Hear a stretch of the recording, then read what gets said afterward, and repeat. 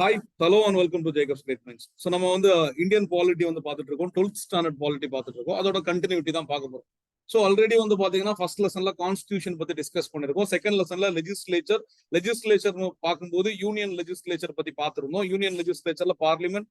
So இங்க வந்து பாத்தீங்கன்னா லோக்சபா, பார்லிமெண்ட், லோக்சபா, ராஜ்யசபா, பிரசிடென்ட் பத்தி பார்த்திருந்தோம். ஒரு பில் வந்து லோக்சபாலையோ ராஜ்யசபாலையோ இன்ட்ரோடியூஸ் பண்ணலாம், பட் மணி பில் வந்து லோக்சபால மட்டும் தான் இன்ட்ரோடியூஸ் பண்ண முடியும்லாம் பார்த்திருந்தோம்.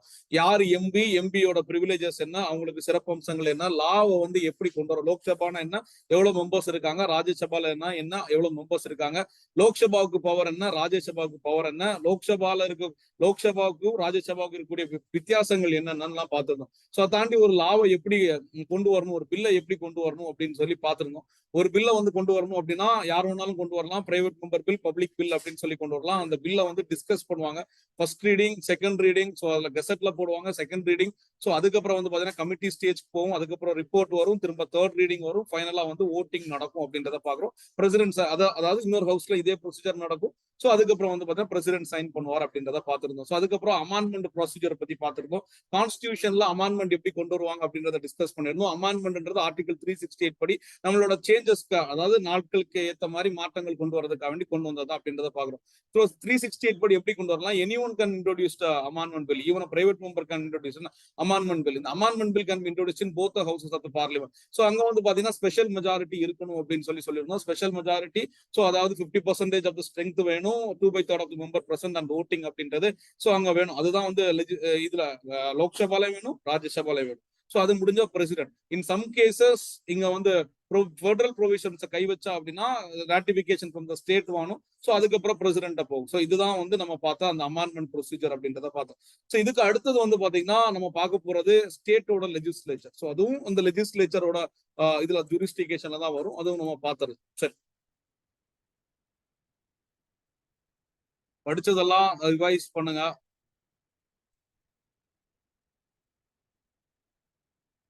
ஃபர்ஸ்ட் லெசன்லாம் பாருங்க, திரும்பல ஒண்ணுமே இல்ல. ஸோ இங்க பில்ஸ் எல்லாம் பிரைவேட் மெம்பர் பில்லை பத்தி, கோரம் பத்தி பார்த்திருந்தோம், ஸ்பீக்கர் பத்தி பார்த்திருந்தோம். ஸ்பீக்கரோட ஃபங்க்ஷன், அவர் தான் வந்து ஹெட் ஆஃப் த ஹவுஸ், அவர் தான் வந்து மணி பில்லை இன்ட்ரோடியூஸ் பண்ணுவார். இல்லைன்னா so he decide whether the bill is money bill or not. அவர் தான் வந்து பாத்தீங்கன்னா ஒவ்வொரு டிசிஷன் எடுப்பார். காஸ்டிங் ஓட் அவர் தான் போடுவார் அப்படின்றதெல்லாம் பார்த்திருந்தோம். அவர் தான் ஆன்டி டிஃபெக்ஷன் படி ஒருத்தர பதவி நீக்கம் செய்யறதும் அவர் தான் அப்படின்றத பார்த்திருந்தோம். ராஜ்யசபாவை பத்தி பார்த்திருந்தோம். ஸோ ராஜ்யசபால எங்க இருந்து வேணாலும் இப்போ மெம்பரா இருக்கலாம் அப்படின்றத பார்த்திருந்தோம். எம்பிஸோட ப்ரொவிஷன்ஸ் பார்த்திருந்தோம். லோக்சபாவுக்கும் ராஜ்யசபாவுக்குள்ள வித்தியாசம் பார்த்திருந்தோம். மணி பில் கொண்டு வர முடியும், அதாவது லோக்சபால மட்டும் தான் மணி பில் கொண்டு வர முடியும். ஸோ இங்க ஜாயிண்ட் சிட்டிங்க்கு வந்து லோக்சபாவோட ஸ்பீக்கர் மட்டும் தான் இதை ப்ரெசைட் பண்ண முடியும். ஸோ அதுக்கப்புறம் வந்து பாத்தீங்கன்னா பட்ஜெட்டை வந்து இதை கொண்டு வரது வந்து பாத்தீங்கன்னா இங்கதான் லோக்சபால தான் கொண்டு வர முடியும். நோ கான்ஃபிடன்ஸ் மோஷனும் லோக்சபால தான் கொண்டு வர முடியும். ராஜ்யசபாவுக்கு வந்து பாத்தீங்கன்னா ஆர்டிகல் 249 312 அப்படின்றத பார்த்து பப்ளிக் சர்வீஸ் கமிஷனும் ஸோ ஸ்டேட் லிஸ்ட்ல ஏதாவது ஒரு சட்டங்கள் கொண்டு வரணும் ராஜ்யசபா கொண்டு வர முடியும் அப்படின்றத பார்த்தோம். பிரைவேட் மெம்பர் பில் வந்து 24 ஏப்ரல் 2015 திருச்சி சிவா கொண்டு வந்தது இருந்ததை பார்த்தோம். சட்டங்கள் இயற்றுதல் டிஸ்ட்ரிபியூட்டிவ்ல union list, state list, concurrent லிஸ்ட்ல ஸோ சென்ட்ரல் கவர்மெண்ட் வந்து யூனியன் லிஸ்ட்லயும் ஸ்டேட் கவர்மெண்ட் ஸ்டேட் லிஸ்ட்லயும் கன்கரண்ட்ல ரெண்டு பேரும் ஏற்றலாம் அப்படின்றத பார்த்திருந்தோம்.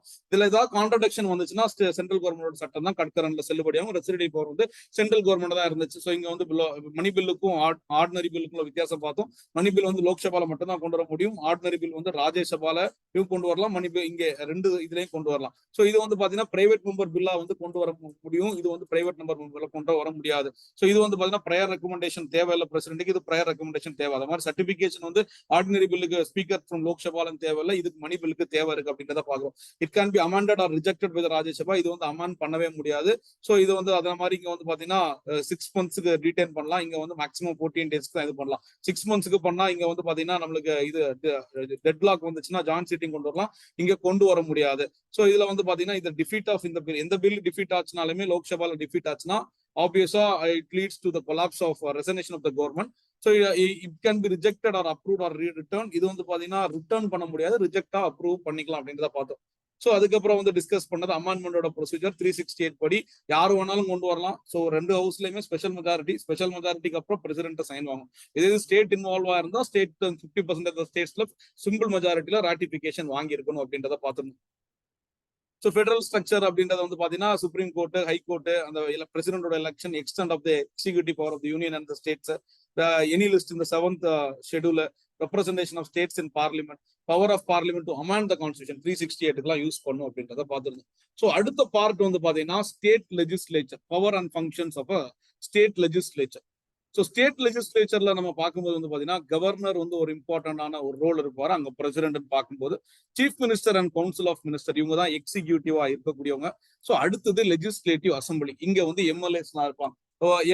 இங்க வந்து ஒரு எம்பியா ஒரு ஒரு மினிஸ்டரா இருக்கணும்னா அவங்க ஒரு எம்எல்ஏ இருக்கணும், இல்லைன்னா வந்து 6 மாசத்துக்குள்ளாடியே அவங்க ஒரு எம்எல்ஏ ஆயிருக்கணும். ஒரு கவர்னர் இருக்காரு, சட்டமன்றம் இருக்கு, chief minister and council of minister இருக்காங்க. ஸோ அதாவது முதலமைச்சர் மற்றும் அமைச்சர்கள் அப்படின்றத பாக்குறோம். So structure of state legislature.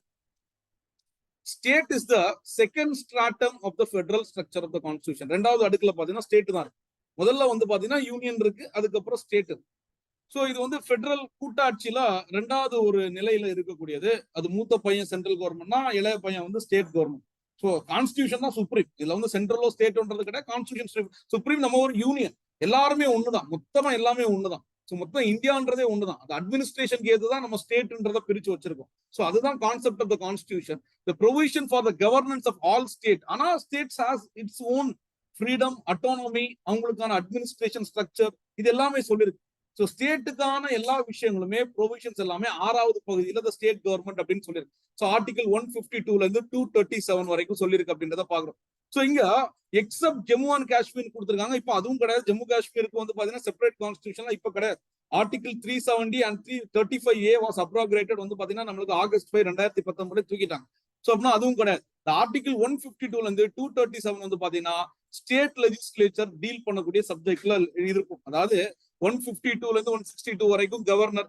So 163, 164 வந்து பாத்தீங்கன்னா chief minister and council of minister. 165 வந்து பாத்தீங்கன்னா அட்வொகேட் ஜெனரல். இந்த மாதிரிலாம் நம்ம பார்ப்போம், ரைட்டா? The state legislature which has only legislative assembly. வெறும் நம்ம ஊர்ல வந்து பாத்தீங்கன்னா வெறும் சட்டப்பேரவை மட்டும்தான் இருக்கு, சட்ட மேலவை கிடையாது.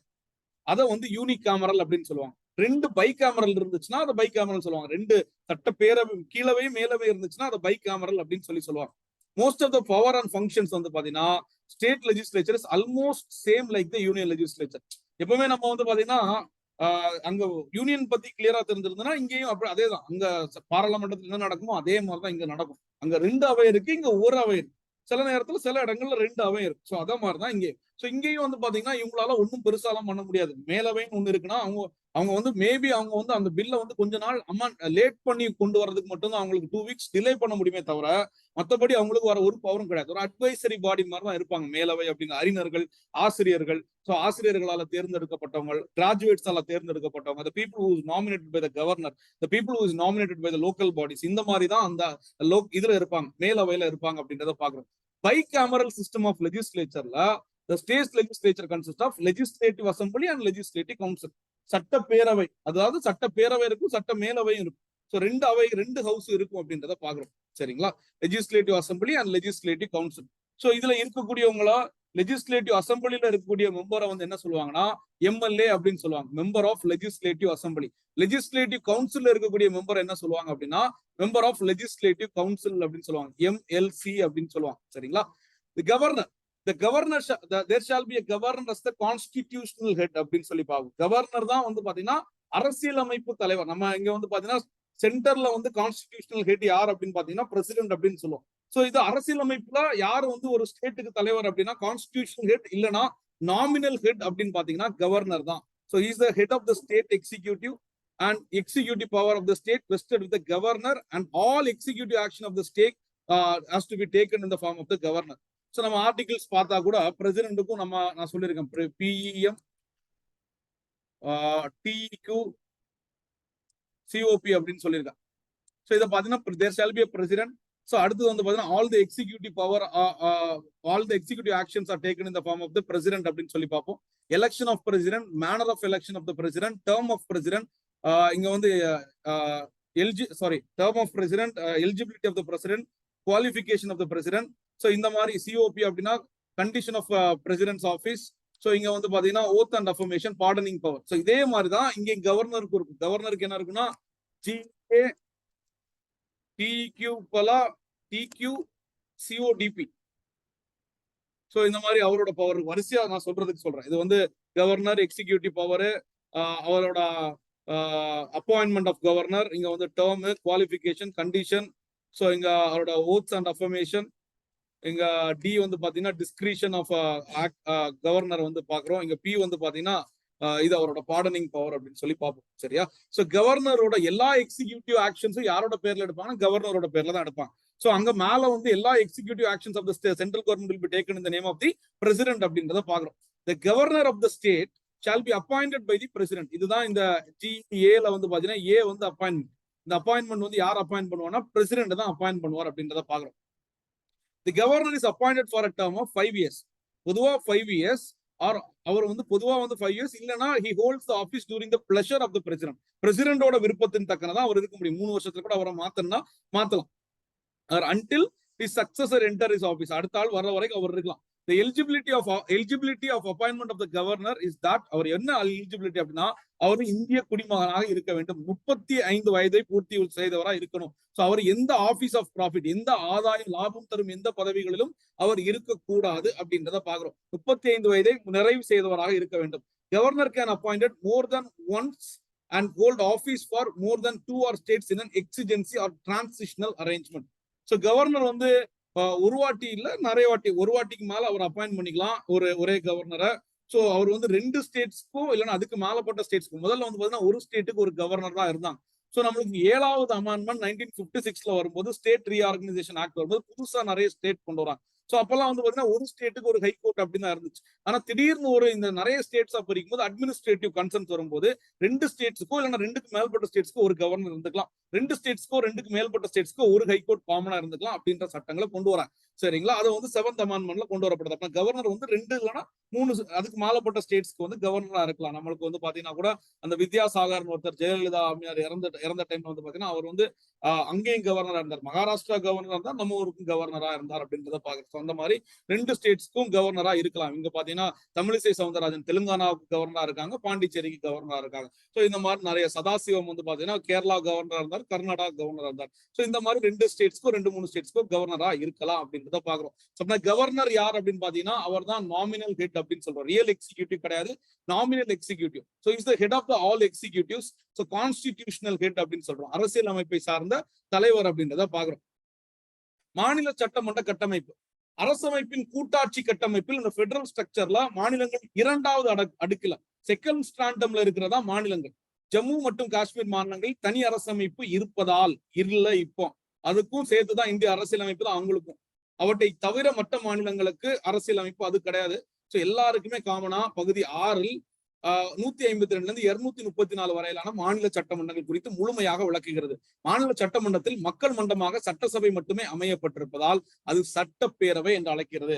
ஏன்னா மக்களால டைரக்டா எலெக்ட் பண்ணவங்க தான் சட்டப்பேரவையில இருக்கிறாங்க, அதனால அது மக்கள் மன்றம் அப்படின்னு சொல்லி சொல்றோம். பெரும்பாலான அதிகாரங்களும் மற்றும் செயல்பாடுகளும் கிட்டத்தட்ட ஒன்றிய சட்டமன்றம் அமைப்பதே போன்றது. Same as that of union legislature. சட்டமன்றம் மற்றும் மாநில சட்டசபை மற்றும் சட்ட மேலவை இரண்டையும் கொண்டிருக்கும்.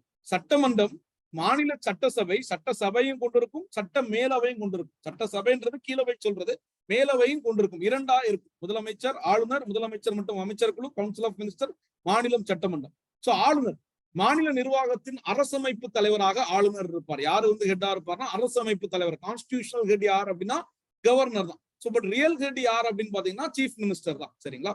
மாநிலத்தின் செயல் அதிகாரம் ஆளுநரிடம் ஒப்படைக்கப்பட்டிருக்கும். The executive powers are rested with the governor. மாநிலத்தில் அனைத்து செயல் திட்டம், all the executive actions are taken in the name of the governor சொல்றோம் இல்லையா? மாநிலத்தில் அனைத்து செயல் திட்ட நடவடிக்கைகளும் ஆளுநரின் பெயராலே நடைபெற வேண்டும். மாநிலத்தின் ஆளுநர் யாரால் நியமிக்கப்படுகிறார்னா குடியரசுத் தலைவரால் நியமிக்கப்படுகிறார். ஆளுநரின் 5 ஆண்டு காலம் பதவியில் அமர்த்தப்படுவார் அல்லது குடியரசுத் தலைவர் விரும்பும் வரை he hold the office during the pleasure of the governor president அப்படின்னு சொல்றோம். விரும்பும் வரை பதவியில் இருப்பார் அல்லது வேறொரு பதவியில் அமர்த்தப்படும் வரை பதவியில் இருப்பார். ஆளுநராக பதவியில் அமர்த்தப்படுவதற்கான தகுதி அவர் அல்லது அவள் இந்திய குடிமகனாக இருக்க வேண்டும். லாபம் ஈட்டும் பதவி எதுவும் வகிக்க கூடாது. மேலும் 35 வயது நிரம்பியவராக இருக்க வேண்டும். ஆளுநர் ஒரு முறை மேல் பதவி அமர்த்தப்படலாம். அவசர தேவைக்காக, உடனடி அல்லது ஒரு மாற்று ஏற்பாடாக 1க்கு மேற்பட்ட மாநிலங்களுக்கு ஆளுநராக பதவியில் இருக்கலாம். ஆளுநரின் அதிகாரங்களும் பணிகளும் அடுத்து வந்து பாத்தீங்கன்னா சோ இங்க வந்து இங்க இல்லையா ஆளுநரின் அதிகாரங்கள், power and functions of the chief minister தான் இருக்கு.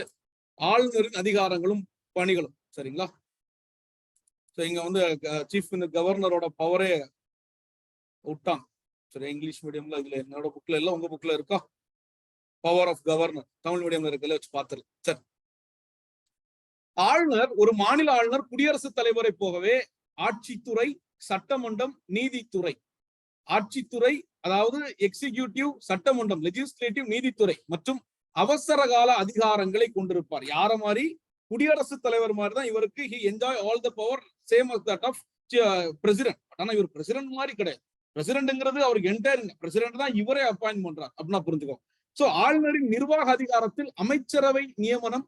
அவர் ஆளுநர் வந்து அவரோட நிர்வாகம் எக்ஸிகியூட்டிவ்ல பவர்னா, வாட் இஸ் த எக்ஸிகியூட்டிவ் பவர்னா அப்பாயின்மெண்ட்ஸ். யார் அப்பாயிண்ட் பண்ணுவார்? அமைச்சர், சீஃப் மினிஸ்டர் அவர் தான் அப்பாயிண்ட் பண்ணுவாரு. சீஃப் மினிஸ்டரின் அறிவுரைப்படி அமைச்சர்கள் அவர் தான் நியமனம் பண்ணுவாரு. அட்டார்னி ஜெனரல், அட்வொகேட் ஜெனரல் இவர் தான் நியமனம் பண்ணுவாரு.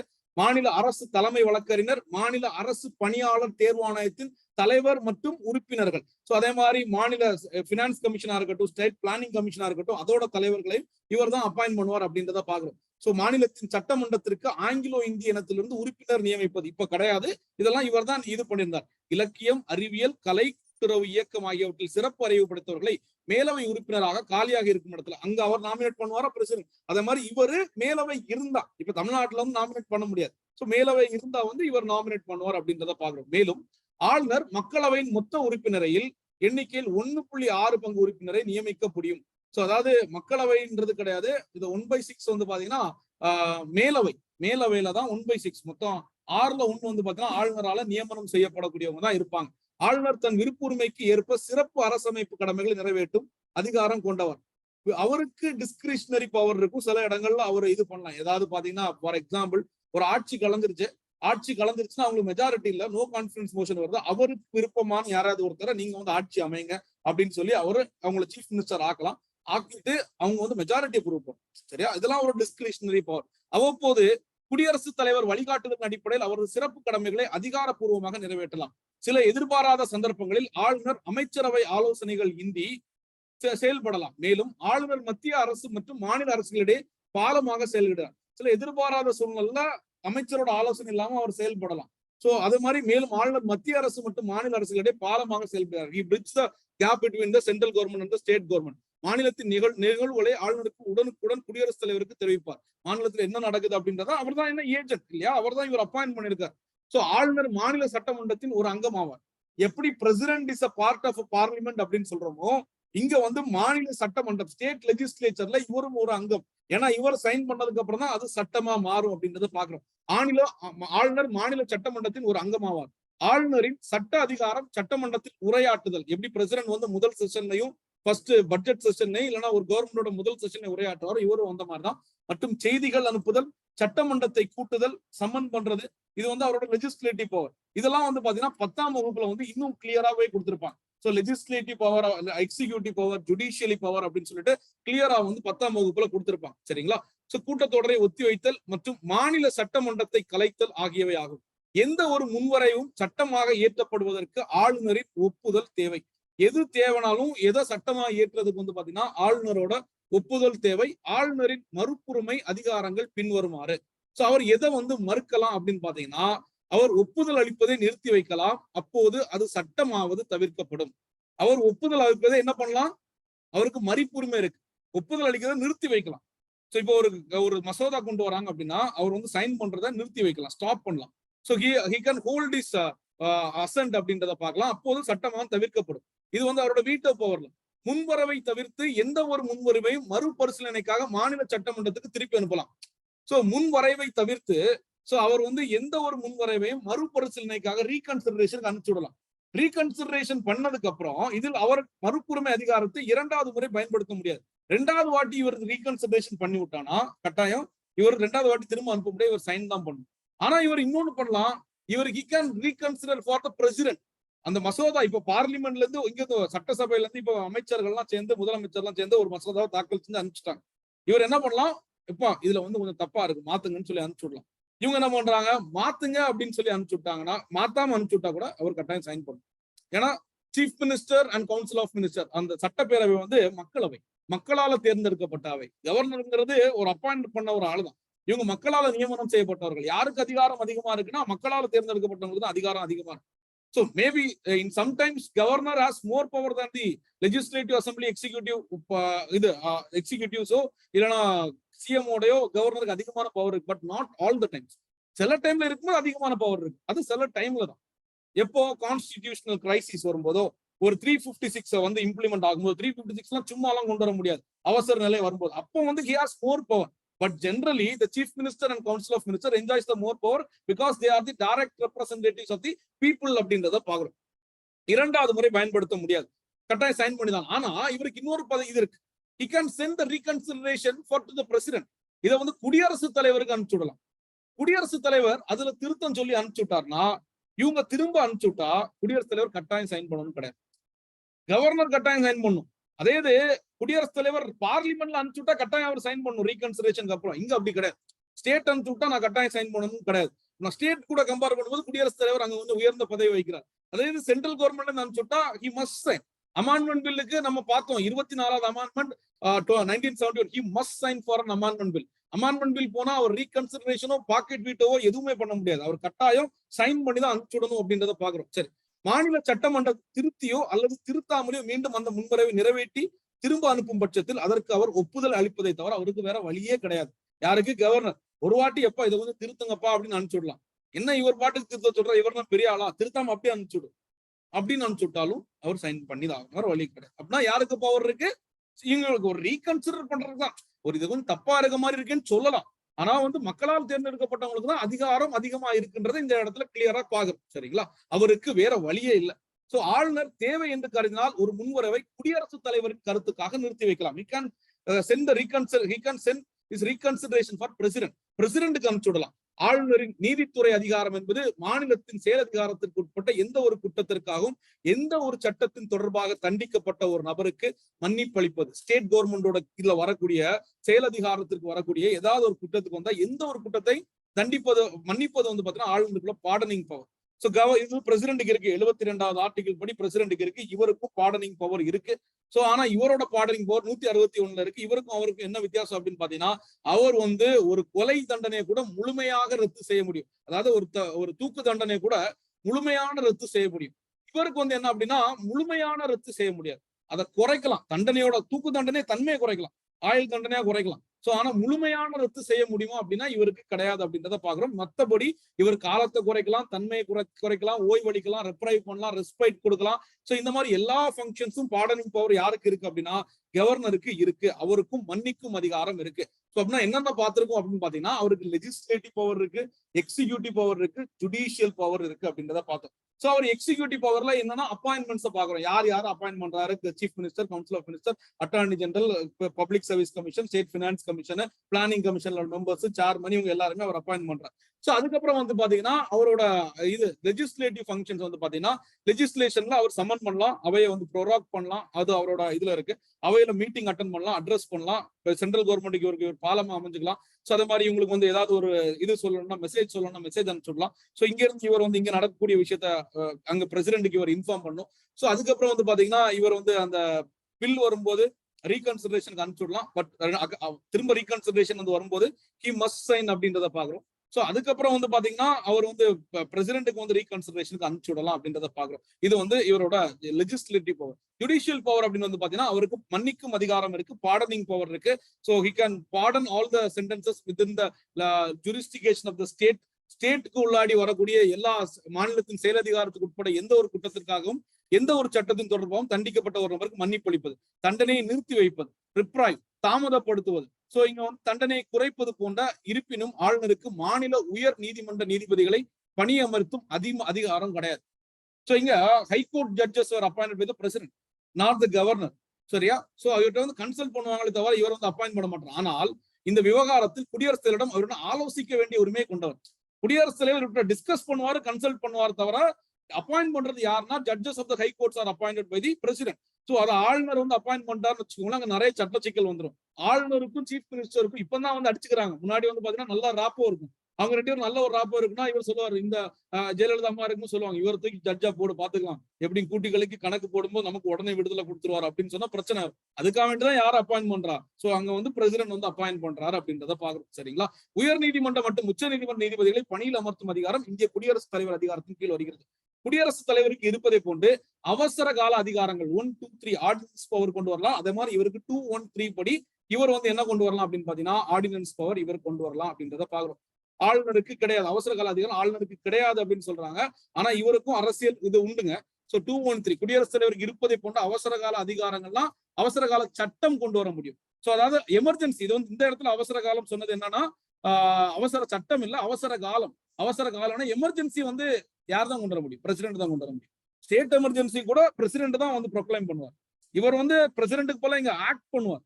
சோ இவர் தான் எல்லா அட்மினிஸ்ட்ரேஷன் இதை வந்து பாத்துக்குவார். ஆனா எமர்ஜென்சி இவரால கொண்டு வர முடியாது. பட் ஆர்டினன்ஸ் பவர் இருக்குன்னா அது வந்து நம்ம இதுல கொண்டு வந்துடலாம். லெஜிஸ்லேட்டிவ் பவர்ல he has an ordinance power 213 கீழ இருக்கு. ஆனால் அரசியல் சாசன சீர்குலைவு அல்லது மாநிலத்தில் ஏதாவது நெருக்கடி இருக்கும்போது குடியரசுத் தலைவர் ஆட்சி அமல்படுத்த ஆலோசனை வழங்கி ஆளுநர் குடியரசுத் தலைவருக்கு அறிக்கை அனுப்பலாம். எப்பா இங்க நிலைமை சரியில்லை, பிரசிடென்ட் அனுப்பிச்சோம், இங்க நிலைமை சரியில்லை, இங்க வந்து அரசியலமைப்புக்கு எதிராக ஒரு இது நடக்குது. சோ இதனால நம்ம வந்து பாத்தீங்கன்னா இங்க உடனே வந்து அவசர நிலைமையை கொண்டு வரணும் அப்படின்றத ஆலோசனை இவர் வழங்கலாம். ஆனா கொண்டு வர்றது என்னவோ பிரசிடென்ட் தான் கொண்டு வருவாங்க. சரிங்களா? அவ்வாறான சூழ்நிலைகளில் ஆளுநர் குடியரசுத் தலைவரின் முகவராக செயல்படுகிறார். Agent of the president. அப்போது 356 உறுப்பின்படி மாநில அரசு பணிகள் அவர் மேற்கொள்ள முடியும். எல்லாத்தையும் யார் தான் பண்ணுவார்? கவர்னர் தான் பண்ணுவார். கவர்னர் வந்து பாத்தீங்கன்னா அந்த எமர்ஜென்சி வரும்போதாக ஹி ஹோல்ட்ஸ் த பவர். ஏன்னா அப்ப கவர்மெண்ட் இருக்காது, கவர்மெண்ட்டை டிசல்யூட் பண்ணிடுவாங்க. மொத்தமா அதிகாரம் கவர்னர்கிட்ட தான் இருக்கும். அதுவும் ஸ்டேட் எமர்ஜென்சி வரும்போது, ஸ்டேட் எமர்ஜென்சி வரும்போது இல்லைன்னா நேஷனல் எமர்ஜென்சி வரும்போது மொத்தமாவே வந்து ஸ்டேட்டுக்கு பவர் கிடையாது. ஸ்டேட் கவர்மெண்ட் டெசல்யூட் பண்ண மாட்டாங்க. இருக்கும் ஸ்டேட் கவர்மெண்ட் இருக்கும், ஆனா எல்லா அதிகாரமும் எல்லா பினான்ஸ் பில் எல்லா இதுவும் வந்து பார்லிமெண்ட்ல தான் பாஸ் ஆகும்.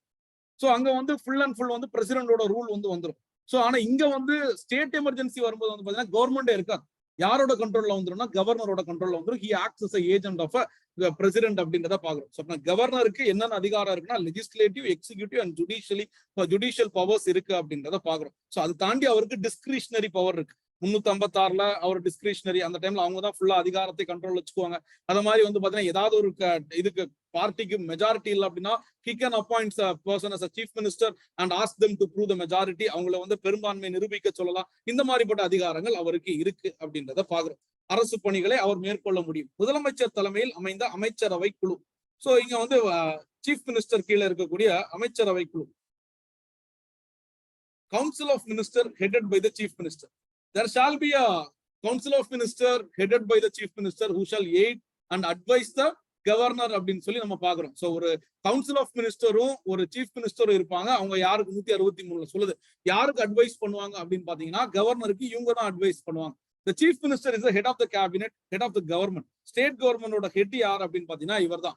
So chief minister is the head of the cabinet, அமைச்சரவைகளின் தலைவர். சோ இவர் அமைச்சரவை தலைவராக இருந்து என்ன பண்ணுவார்? இவர் தான் அமைச்சரவைகள் யார் யார் அமைச்சர்ன்றத கவர்னருக்கு ரெக்கமெண்ட் பண்றதே இவர் தான். யாருக்கு எந்த துறைகள் கொடுக்கணும், இவருக்கு பினான்ஸ் மினிஸ்ட்ரி கொடு, இவர்கிட்ட இருந்து டூரிசம் மினிஸ்ட்ரியை வாங்கிட்டு அவருக்கு வனத்துறையை கொடு, அவர்கிட்ட இருந்து வனத்துறையை வாங்கிட்டு இவர்கிட்ட போக்குவரத்து துறையை கொடு. He allocates and reshuffles the ministry. Chief மினிஸ்டராக்கு என்ன பவர்னா அவர் தான் he doesn't appoints the minister, right? ஏன்னா அப்பாயிண்ட் பண்றது யாரு? கவர்னர் தான். Governor appoints the chief minister and council of minister. So யாரு அதிகபட்ச பெரும்பான்மை இருக்கக்கூடிய தலைவரை சீஃப் மினிஸ்டரா அப்பாயிண்ட் பண்ணுவார். சோ அதுக்கப்புறம் யார மினிஸ்டர் அப்பாயிண்ட் பண்ணுவார்னா the one who is recommended by the chief minister. Chief minister முதலமைச்சரால பரிந்துரை செய்யப்படும் நபரை அமைச்சராக நியமனம் செய்யக்கூடியவர் கவர்னர். ஆளுநர் தான் நியமனம் செய்வார். அது மட்டும் இல்ல he allocates and reshuffle.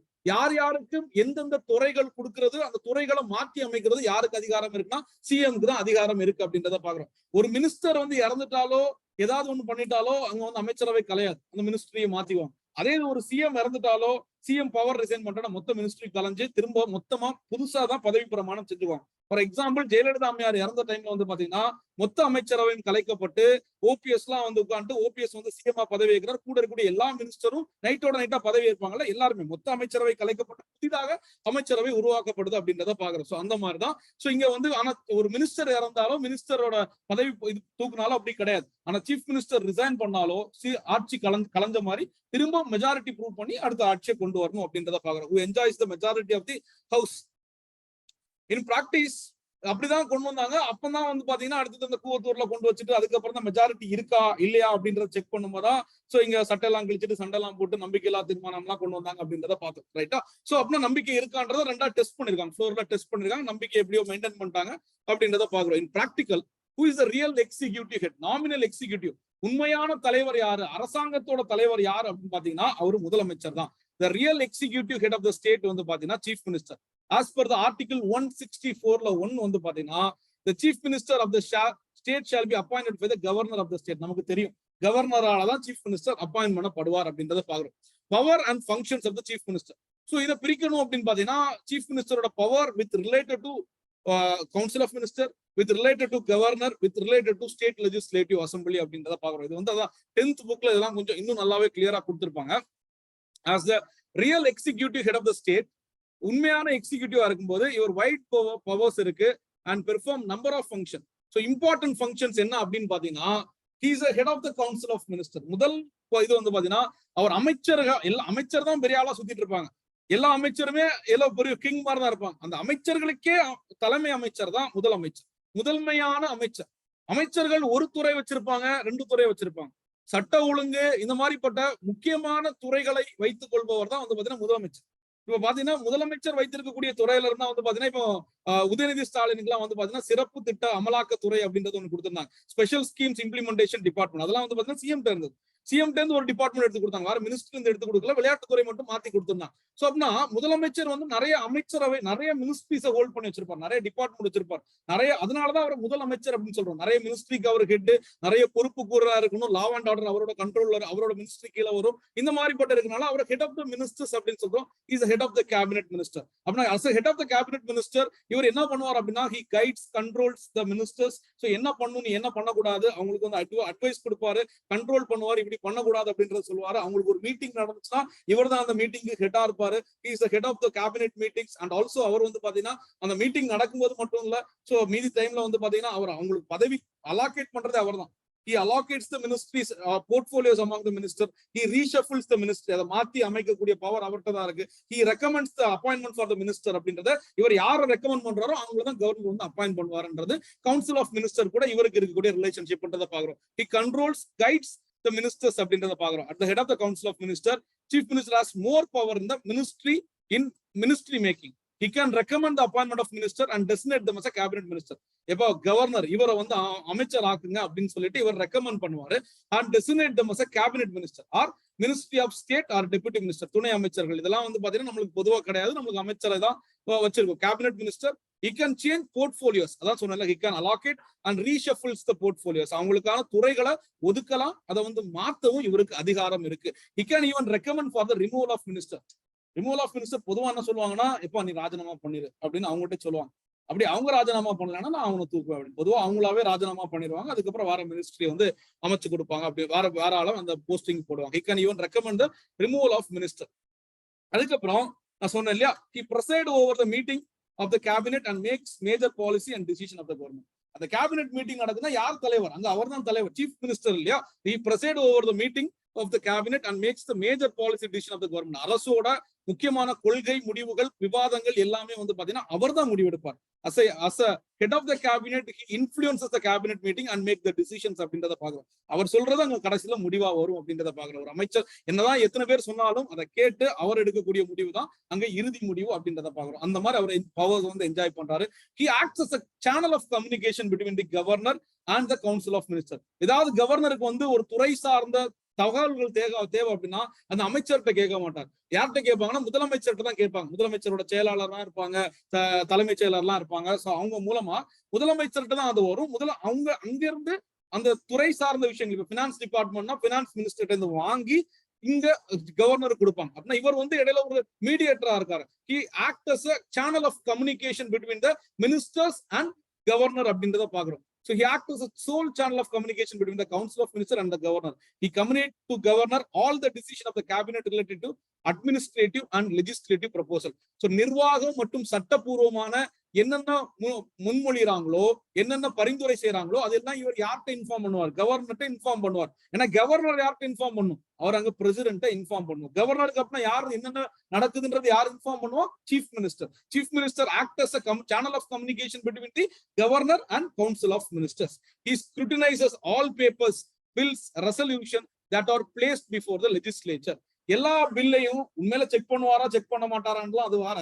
But ஆனா அவர் தான் செக் பண்ணும். அந்த பதவியில் இருக்கக்கூடியவர் தான் எல்லா மசோதா வரும்போது அது கரெக்டா இருக்கா இல்லையா, ஏன்னா அவர் தான் சீஃப் மினிஸ்டர். எல்லாம் இதுல வரும்போது பில்ஸ் ரெசல்யூஷன் அதுக்குதான் வந்து பாத்தீங்கன்னா இந்த படிச்ச மக்களை கூட வச்சுக்கிறாங்க. யாரு ஐஏஎஸ் ஆபீசர் அதிகாரிகள்லாம் கூட இருக்காங்கல்ல, அவங்க அந்த வேலையை பார்ப்பாங்க. எல்லாமே இவங்களால செக் பண்ண முடியாது. அதுக்குதான் அவங்களுக்கு தனி செயலாளர் ஒருத்தர் இருப்பாங்க, தலைமைச் செயலாளர் ஒருத்தர் இருப்பாங்க, உதவி செயலாளர் ஒருத்தர் இருப்பாங்க. சோ இந்த மாதிரி இருக்கக்கூடியவங்க இந்த வேலை எல்லாம் பார்ப்பாங்க.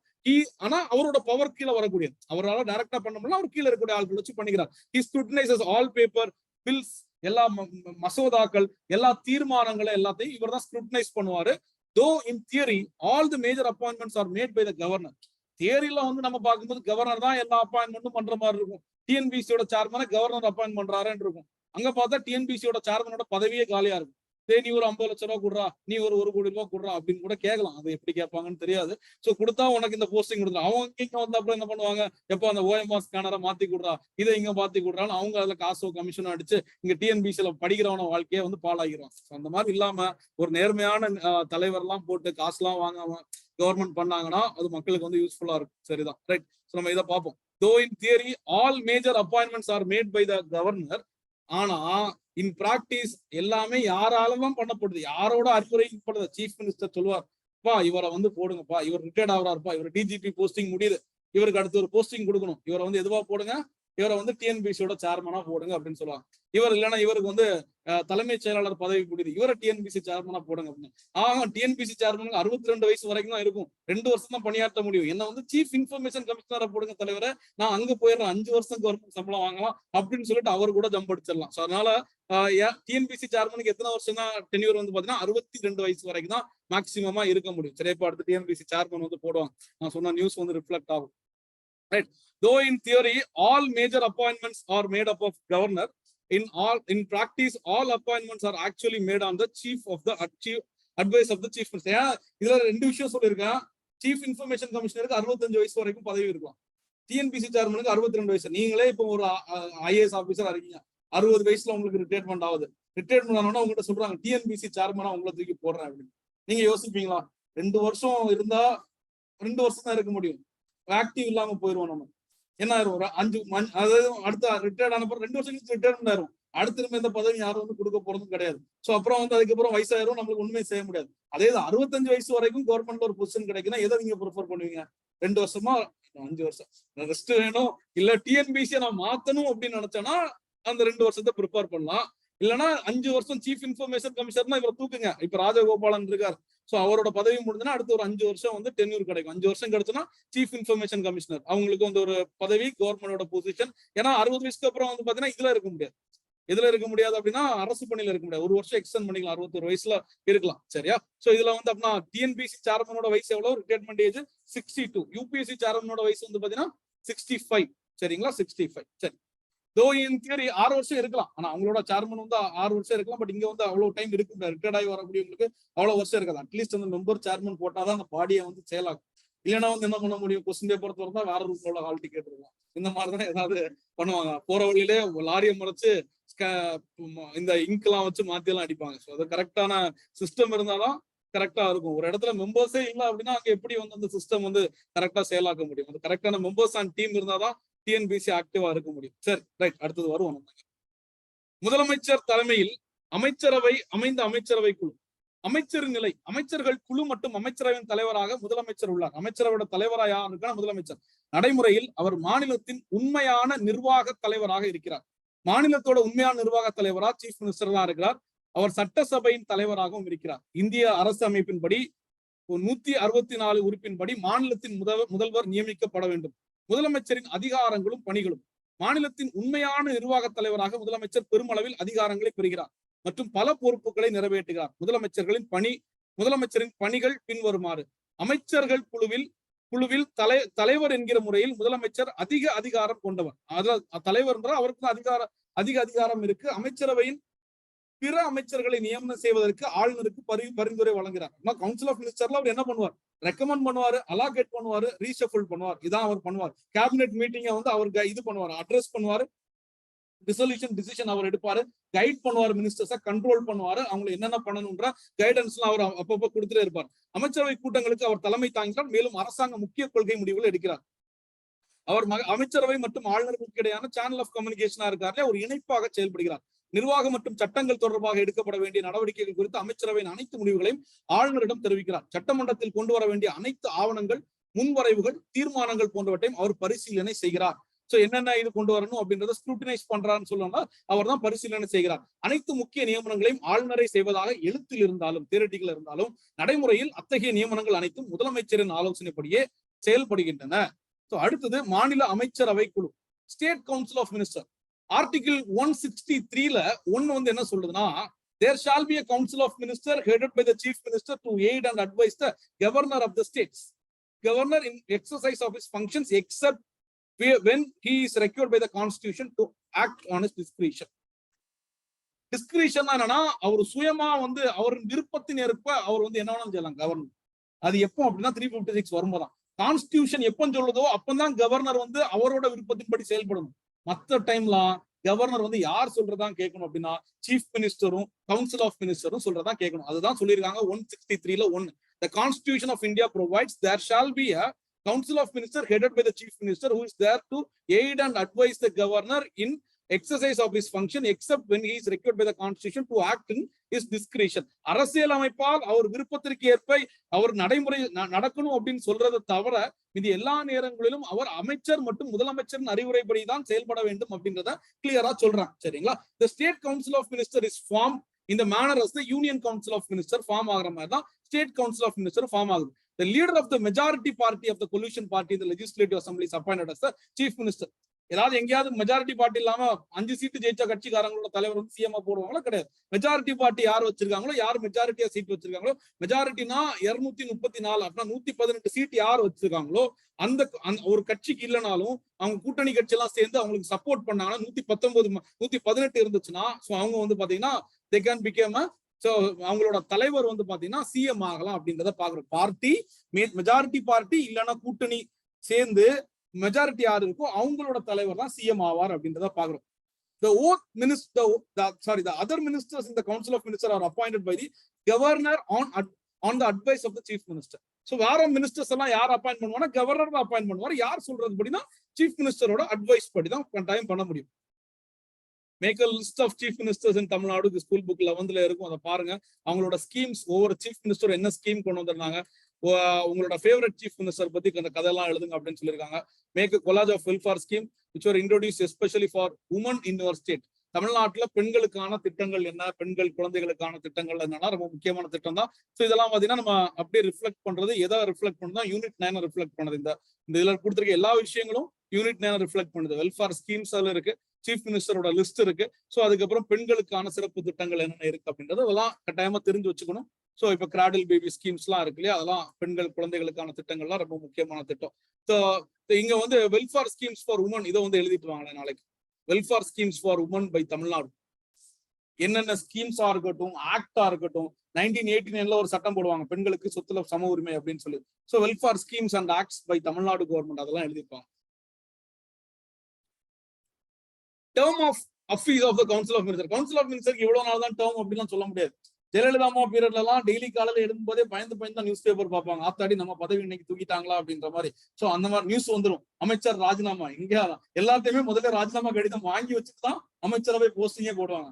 ஏமா ராஜினாமாவா அப்படின்னா என்ன, அப்படிதான் நியூஸ் வரும். சோ அப்படின்னா அவங்களுக்கு டேர்ம்ன்றது எதுவுமே சொல்ல முடியாது. அவங்களுக்கு எவ்வளவு நாள் டேர்ம்லாம் சொல்ல முடியாது. சிஎம்கே 5 வருஷம்ன்ற சொல்ல முடியாது. ஆட்சியை கவுத்து விட்டாங்கன்னு வச்சுக்கோங்களேன். ஏக்நாத் சிண்டேன்ற ஒருத்தர் இருந்தார் இல்லையா, சோ அவர் பாத்தீங்கன்னா சிவசேனாவோட ஆட்சியை கவுத்து விட்டு, அதுக்கு ஆட்சியை கவுத்து விட்டு அவர் ஆட்சியை பிடிச்சிட்டாரு. கடைசியில சிவசேனா வச்சு அவர் ஆட்சியை பிடிச்சிட்டாரு. சோ அந்த மாதிரி கூட என்ன வேணாலும் நடக்கலாம். இல்லைன்னா ஒரு கட்சியில இருந்து பாதி மெம்பர்ஸ் ரிசைன் பண்ணிடலாம், இல்லைன்னா கூவத்தூர் ரிசார்ட் கூட்டு போய் வச்சிடலாம். இந்த மாதிரிலாம் நிறைய விஷயங்கள்லாம் பண்ணிட்டு இருக்காங்கல்ல. இப்போ உள்ள ட்ரெண்டுக்கு எல்லாம் பாத்தீங்கன்னா திடீர்னு பஸ்ஸை பிடிச்சி எங்கேயா தூக்கிட்டு போயிடுறாங்க, காசை கொடுத்துடுறாங்க, ரிசைன் பண்ணிடுறாங்க, எலெக்ஷன் எல்லாம் நடக்குதுல்ல. சோ அப்படின்னா 5 வருஷம்ன்றதே அது ஒரு டென்யூர் தான். ஸோ மெஜாரிட்டி இல்லைன்னா எப்போ வேணாலும் ஆட்சிக்கு அதுக்குதான் ட்ரை பண்ணாங்க. எடப்பாடி பழனிசாமி ஆட்சி டைம்ல என்ன பண்ணாங்கன்னா அதுக்குதான் மெஜாரிட்டி இல்லைன்னா கவுந்திருக்கும். ஆட்சி கவுக்கிறது நம்பிக்கையில்லா தீர்மானம் கொண்டு வந்தாங்க. ஸோ அதுக்கும் பாத்தீங்கன்னா நம்பிக்கையில்லா தீர்மானம் பாஸ் ஆயிருந்தாலும் அப்பவே ஆட்சிக்கு வந்துடும். ஸோ அதுக்கப்புறம் யாரோட மெஜாரிட்டி ப்ரூவ் பண்ண முடியுமா அப்படின்னு சொல்லிட்டு கவர்னர் வந்து நல்லா சாதகமா இருந்து அவரோட டிஸ்கிரிப்ஷனுக்கு என்ன பண்ணிருக்கலாம் அந்த டைம்ல ஸ்டாலின் கூட ஆட்சியை கொடுத்துருக்கலாம், கொடுத்துட்டு மெஜாரிட்டி ப்ரூவ் பண்ணணும் அப்படின்னு சொல்லிருக்கலாம். அப்படி ப்ரூவ் பண்ணணும் அப்படின்னா இங்க ஓபிஎஸ் அண்ட் டீம் எல்லாம் வந்து நாங்க உங்களுக்கு மெஜாரிட்டின்னு சொல்லி அப்படி கூட பண்ணிருக்கலாம். நான் சொல்றேன் நடக்கல, இப்படி கூட நடந்திருக்கலாம். இல்லைன்னா என்ன பண்ணிருப்பாங்கன்னா மெஜாரிட்டி இல்லையா எலெக்ஷன் நடந்து 4 வருஷம் ஆட்சி இருந்துச்சு, மீதி 4 வருஷம் முன்னாடியே திரும்ப டிஎம்கே கவர்மெண்ட் கூட வந்திருக்கலாம், இன்னும் ஒருவேளை ஏடிஎம்கே கவர்மெண்ட் கூட வந்திருக்கலாம். எதை வச்சு அப்படி நடக்குது அப்படின்னா அந்த நம்பிக்கை, அந்த ஆட்சிங்கிறது 5 வருஷம்ன்றது ஒரு பேரளவு தான். ஆனா மெஜாரிட்டி இருந்துட்டே இருக்கணும், மெஜாரிட்டி இல்லைன்னா ஆட்சிக்கு ஆபத்து. அதனாலதான் அந்த கொலிஷன் கவர்மெண்ட் இருக்கும்போது எப்பவுமே பிரச்சனை, கூட்டணியா ரொம்ப சுமூகமா கொண்டு போயிட்டே இருக்கணும். சோ அவங்க லைட்டா கவுத்து விட்டாங்கன்னா ரொம்ப பிரச்சனை. வாஜ்பாய்க்கு வந்து நிறைய பண்ணிருக்காங்க. 13 நாள்ல ஜெயலலிதா அம்மையார் வந்து போய் அவனுக்கு சப்போர்ட் பண்ண முடியாது, ஓவரா பண்ணிருக்கு அப்படின்ற மாதிரி விட்டோன்னா அவரோட ஆட்சிக்கு வந்துருச்சு. திரும்ப ஜெயிச்சாரு வந்தாரு, பட் ஆனா அதுவும் நடக்கும். 13 நாள் ஆட்சிக்கு வந்திருக்கு அவருக்கு, 13 மாசத்துல அவருக்கு 13ல கண்டம் அப்படின்னு சொல்லுவாங்க. 13 நாள்ல போயிருக்கு, 13 மாசத்துல போயிருக்கு, 5 வருஷம் ஆட்சி பண்ணிருக்காரு. Right, the term of office of the council of ministers as per the constitution, council of மினிஸ்டருக்கு வந்து டேர்ம்லாம் கிடையாது. he hold the office during the pleasure of the governor. Or அங்க வந்து பாத்தீங்கன்னா பிரசிடென்டோட பிளஷர். பிரசிடென்டோட பிளஷர்னா யாரு, அவருக்கு யார் சொல்லுவா, பிரைம் மினிஸ்டர் சொல்லுவார். இப்ப அவனை தூக்கி விட்டுருவான், ஓவர் ஆடுறான், இவன் நான் சொல்றதே கேட்க மாட்டேங்கிறான் அப்படின்னு சொல்லி, இல்லைன்னா எனக்கு கமிஷனே தர மாட்டேங்கிறான், இவன் எல்லாத்தையும் இவனை எடுத்துட்டு போறான், இவனை வந்து மினிஸ்டர்ல தூக்கிற நம்மால் ஒருத்தர் இருக்கான், எல்லா கமிஷனும் உனக்கு வந்துடும் எனக்கு வந்துடும், அப்படிலாம் சொல்ல மாட்டாங்க சொல்றேன். ஸோ அவரை வந்து போட அப்படின்னு சொல்லி நல்ல ஆட்களை போடுவாங்க, இந்த அவங்களுக்கு விருப்பமான ஆட்களை போடுவாங்க. So as per the constitution. அதனால வந்து எல்லாரும் என்ன பண்ணுவாங்க, கமிஷனை கரெக்டா கொடுத்துருவாங்க, அப்பதான் வந்து அவங்களுக்கு பதவி இருக்கும். இல்லைன்னா அவங்களோட பதவியை தூக்கிடுவாங்க. அப்படின்னா பவர் யார்கிட்ட இருக்கு, கடைசியில சீஃப் மினிஸ்டர் கையில தான் பவர் இருக்கு.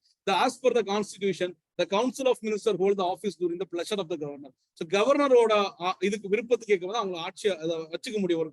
ஒரு மினிஸ்டர், அது கவர்னருக்கு யார் சொல்லுவா, சீஃப் மினிஸ்டர் சொல்லுவார், ரைட்டா? But in reality the council of minister hold office during the pleasure of the chief minister. உண்மையில யாருக்கு கையில இருக்கு, சீஃப் மினிஸ்டர் கையில தான் அதிகாரம் இருக்கு. அதான் சொல்ல ஜெயலலிதா அம்மையார் வந்து ரிசிக்னேஷன் லெட்டர் வாங்கி வச்சுக்குவாங்க முதல்ல.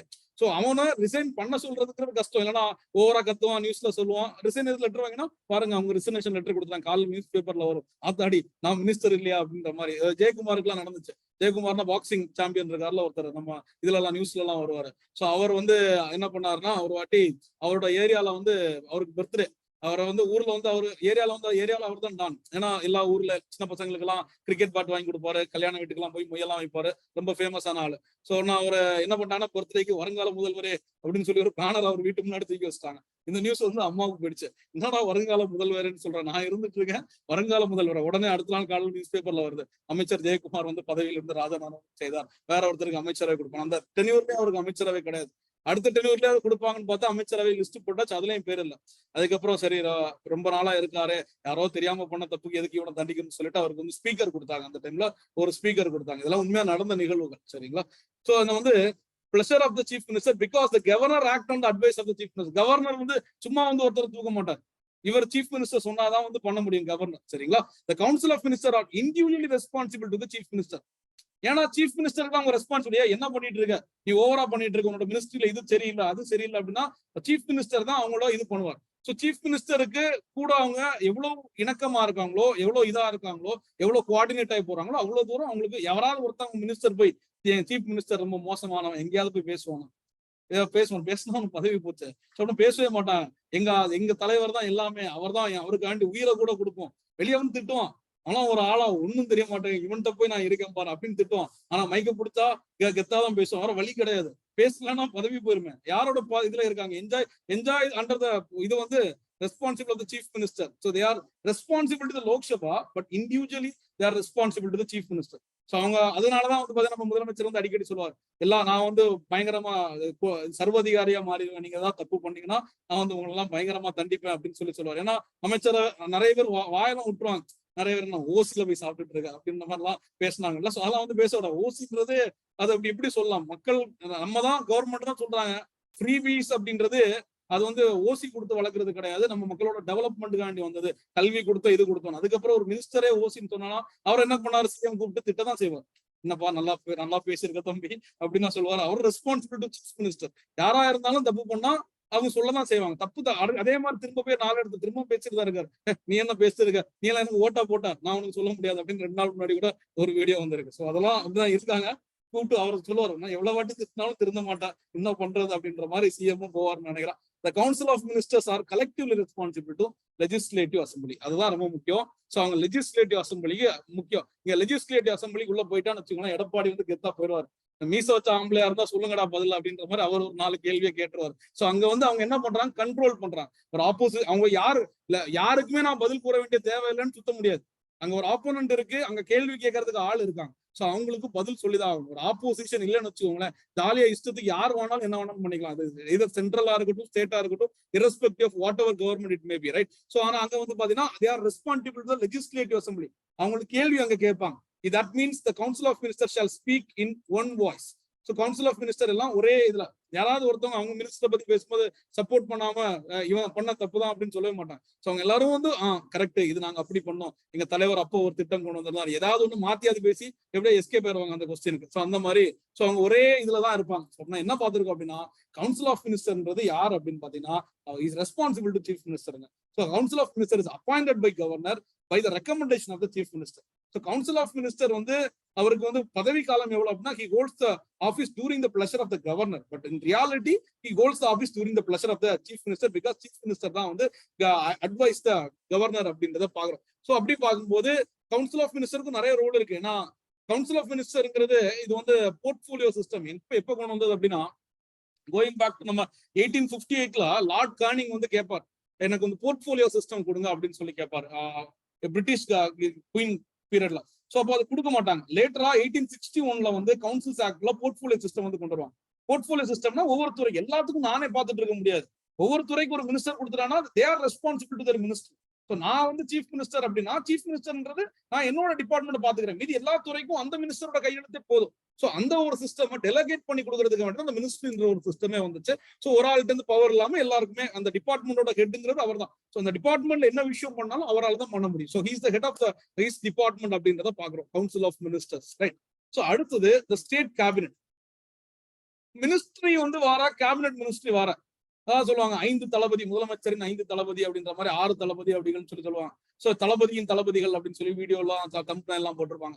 6 பேர் 7 பேர் அப்படின்னு சொல்லுவாங்க. சோ இங்க மேல பாத்தீங்கன்னா கேபினெட்ன்றது ஒண்ணு டிஃபென்ஸ், எக்ஸ்டர்னல் அஃபேர்ஸ், சோ இந்த மாதிரி இம்பார்ட்டன்டான ஃபினான்ஸ் மினிஸ்ட்ரி, சோ இந்த மாதிரிப்பட்ட இம்பார்ட்டன்டான மினிஸ்ட்ரி தான் கேபினெட். சோ கேபினெட்ன்றது ஒரு முக்கிய அமைச்சரவை குழு தான் கேபினெட் மினிஸ்ட்ரி. எல்லா மினிஸ்ட்ரி எல்லாம் சேர்த்துக்க மாட்டாங்க. சோ அவங்க கேபினெட்ன்றது ஒரு முக்கிய குழுக்கள். சோ அது ரொம்ப இம்பார்ட்டன்டான மினிஸ்ட்ரிஸ் தான் cabinet, the state cabinet. The council of ministers consist of cabinet minister. So பொதுவா வந்து பாத்தீங்கன்னா இதை வந்து இது கொடுத்துருக்காங்க, minister of state, deputy minister. இது எங்க உள்ளது? இங்க பார்லிமெண்ட்ல உள்ளது. நம்ம ஊர்ல வந்து பாத்தீங்கன்னா மினிஸ்டர்ஸ், கேபினெட் மினிஸ்டர். கேபினெட்ன்றது நம்ம ஊர்ல அமைச்சரவை குழு அப்படின்னு பெருசா கிடையாது, பட் வச்சுக்கணும் அது வச்சுக்கலாம். அது அவங்களுக்குள்ளே ஃபார்மா இருக்கும். இவங்க தான் கேபினெட் மினிஸ்டர். எல்லா மினிஸ்டரும் எல்லா மீட்டிங் போட மாட்டாங்க. சோ முதலமைச்சர் வராருன்னு வச்சுக்கோங்களேன், நம்ம ஊருக்கு வந்திருந்தாரு நேற்றுக்கு, அவர் கூட ஒரு 5 மினிஸ்டர் வந்திருந்தாங்க. எப்பவுமே அந்த 5 மினிஸ்டர் அவர் கூட இருப்பாங்க. ஜாலியா கதை பேசிட்டு, வாங்க முதலமைச்சரை எப்படி இருக்கீங்க பாருங்க, அவங்க என்ன பண்ணிட்டு இருக்காங்க அப்படின்ற மாதிரி ஜாலியா ஃப்ரெண்ட்ஸ் எல்லாம் எப்படி பேசிட்டு இருப்பாங்களோ அந்த மாதிரி அவங்க கூட ஒரு 5-6 பேர் சுத்திட்டு இருப்பாங்க கேபினெட். சோ அந்த கேபினெட் மினிஸ்டர் அவங்க கூட எப்பவுமே இருப்பாங்க. இங்க பாத்தீங்கன்னா வரும்போது நேரு இருந்தாரு, பெரியசாமி இருந்தாரு, முதலமைச்சர் வரும்போது வேற யார் இருந்தாரு, இவர் சேகர் பாபு இருந்தாரு, SSR ராமச்சந்திரன் இருந்தாரு. சோ இவங்க எல்லாம் வந்து பாத்தீங்கன்னா அந்த மினிஸ்டர் கூட இருக்கக்கூடிய மக்கள். சோ இம்பார்ட்டன்டான டிபார்ட்மெண்ட் இதெல்லாம் இருக்கக்கூடிய மினிஸ்டர். சோ அவங்கள வந்து council of ministers. The cabinet minister consist of state cabinet. So state கேபினெட்ன்ற ஸ்டேட்டோட ஒரு உயர்மட்ட அமைச்சரவை குழுவா இருக்காங்க. The cabinet minister of the state cabinet are generally prominent minister of the council of minister. இந்த கவுன்சில் ஆஃப் மினிஸ்டர்ல மூத்த அமைச்சர்கள் அப்படின்னு சொல்லிருக்காங்களா, அவங்க தான் அந்த council of minister. It is headed by the chief minister. So அவங்க அந்த கவுன்சில் ஆஃப் மினிஸ்டருக்கே ஹெட் சீஃப் மினிஸ்டர் தான், கேபினெட் மினிஸ்டருக்கும் ஹெட் வந்து சீஃப் மினிஸ்டர் தான். சரிங்களா? the cabinet take decision on behalf of council of ministers. என்ன எல்லா அமைச்சரையும் கூப்பிட்டு வச்சுட்டு இருக்கிறது, நம்ம 5 பேர் நைட் உட்கார்ந்து முடிவெடுத்து நாளைக்கு சொல்ல போறது, அவ்வளவுதான். சோ அதுதான் டிசிஷன். அவங்க அதை கேட்கணும், கேட்கலன்னா தூக்க வேணும். கரெக்ட் தானே? யார்கிட்ட அதிகாரம் இருக்கு? the power is vested with the chief minister. So அந்த கேபினெட் மினிஸ்டர் சொல்லுவாங்க, அவன் ஓவரா பண்ணிட்டு இருக்கான், நம்ம சொல்றதே கேட்க மாட்டேங்கிறான் அப்படின்னா அடுத்த நாள் காலைல வந்து தலைகளா வந்து குதிச்சு பார்த்துருவோம், ஐயா நான் அப்படியே சொல்லவே இல்லையா, எனக்கு நியூஸ் வந்துச்சு, எனக்கு அமைச்சரை மட்டும் தூக்கிறாருங்க, என்ன சொல்றீங்களோ நான் கேட்டுக்கிறேன். ஏன்னா வேற வழியும் கிடையாது. அமைச்சரை தூக்கிட்டானா டம்மி. ஒரு எம்எல்ஏக்கும் அமைச்சருக்கும் நிறைய வித்தியாசம் இருக்கு. எம்எல்ஏன்றது சாதாரண எதிர்கட்சி எம்எல்ஏ ஒரு எம்எல்ஏ தான்.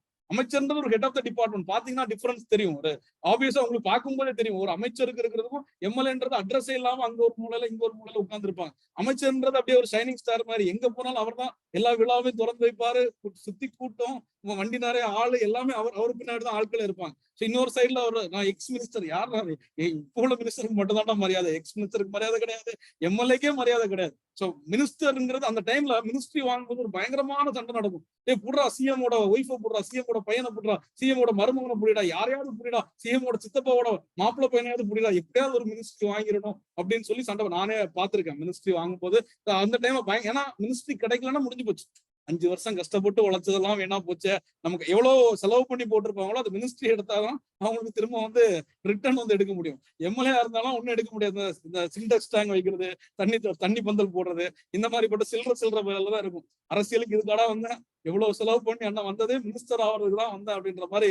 சோ அந்த மினிஸ்ட்ரிங்கிறது அவ்வளவு முக்கியமான ஒரு பதவி. அது நல்லது செய்யறதுக்கு புரியுதா? சோ இதுக்காக வேண்டிய நான் சொல்றதெல்லாம் நீங்க எடுத்து நீங்க இப்படி நினைச்சிடக்கூடாது. மினிஸ்டர்னா வந்து கொள்ளை அடிக்கணும், நாட்டை அடிக்கணும், டாஸ்மாக்ல வந்து திருட்டுத்தனமா சரக்கு விற்கணும், இபில வந்து கரண்ட வந்து வித்து காசு பார்க்கணும், அந்த மாதிரிலாம் நம்ம நினைக்கக்கூடாது. ஸோ மினிஸ்டர்ன்றது என்னன்னா நல்ல ஒரு பதவி, மக்களுக்கு சேவை செய்யக்கூடிய நல்ல மினிஸ்டர்லாம் இருந்திருக்காங்க. காமராஜர்லாம் இருந்திருக்காருன்னு சொன்னா அவருக்குலாம் என்ன அவர் என்ன 300 ரூபாய் 400 ரூபாய் கடைசியில காசுன்னு சொல்லுவாங்க. இன்னைக்கு யார்ட்டையாவது அப்படி இருக்கு அப்படின்னு சொன்னா 300 ரூபா 400 ரூபாய்லாம் சும்மா வர்றவனுக்கு பிரியாணி கொடுக்கறதுக்கே பத்தாது, ஒரு ஆளுக்கே பத்தாது இல்லையா? சோ மினிஸ்டர்ங்கிறது ஒரு சரியான போஸ்ட். கேபினெட் மினிஸ்டர்ஸ் வந்து அதுலயும் பக்காவான டீம். சோ அவங்க எடுக்கக்கூடிய டிசிஷன் தான் ஒரு ஸ்டேட்டே வந்து ரன் ஆகும். சோ மேல வந்து பாத்தீங்கன்னா ஒரு சென்டர்ல கேபினெட் மினிஸ்டர் தான். இப்ப நிர்மலா சீதாராமன்லாம் எத்தனை மெமு போட்டாலும் அவங்க ஒரு கேபினெட் மினிஸ்டர் தான். சோ அவங்க வந்து பினான்ஸ் மினிஸ்டர், நாட்டோட பட்ஜெட் அவங்க தான் போடுறாங்கன்னா அவங்களே எல்லாத்தையும் உட்காந்து பண்ண மாட்டாங்க, அதுக்கு நிறைய ஆட்கள் இருப்பாங்க. சோ அந்த மினிஸ்ட்ரி ஃபார்ம்ஸ் அண்ட் இம்பார்ட்டன்ட். அந்த கவர்மெண்டோட ரன் பண்றதுல அந்த மினிஸ்ட்ரி ரொம்ப முக்கியம். இது எல்லா மினிஸ்டர்ஸும் அந்த கேபினெட் மினிஸ்டரோட டிசிஷனுக்கு அவங்க இதெல்லாம் இந்த கதைலாம் எதுக்கு சொல்றேன், இந்த கடைசியில இந்த பாயிண்ட் எல்லாம் உங்களுக்கு ஞாபகம் இருக்கணும். கதையை மட்டும் நல்லா ஞாபகம் வச்சுட்டு பாயிண்ட் விட்டுற கூடாது, சரியா? So it is headed by the chief minister. The cabinet takes decision on behalf of the council of ministers, and so all the ministers are bound to the decision of the cabinet ministers. So senior ministers சொல்றத ஒரு 5-6 minister CM கூட இருக்கக்கூடிய minister சொல்றத எல்லாரும் அதை கேட்டுதாகும். நான் கேட்க மாட்டேன், நீங்க தப்பா சொல்றீங்க, அப்படியா சரி ஓகே தம்பி கிளம்புங்க அப்படின்னு சொன்னாலே அவருக்கு தெரிஞ்சிடும். ஐயா இல்ல நான் தெரியாம சொல்லிட்டேன், நான் கனவுல ஏதோ நடக்குதுன்னு சொல்லிட்டேன் அப்படின்ற மாதிரி தப்பி இதை உருண்டு புரண்டாவது வாங்கிடுவாங்க. ஏன்னா அவ்வளவு முக்கியமான பதவி அமைச்சர் பதவி அப்படின்றத பார்த்தோம்.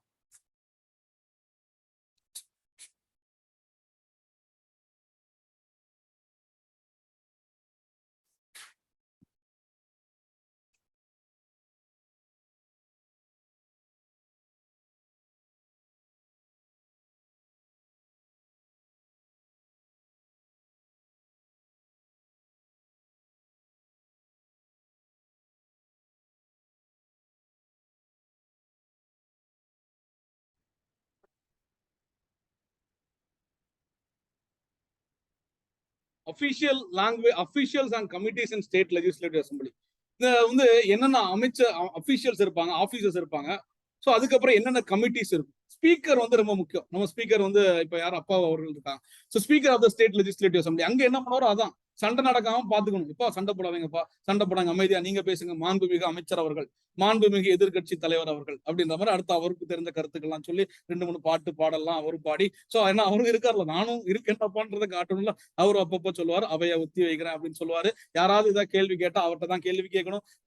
இது அவை தலைவர் அவர்களே அப்படின்னு சொல்லி அவர்கிட்ட தான் கேள்வி கேட்கணும்.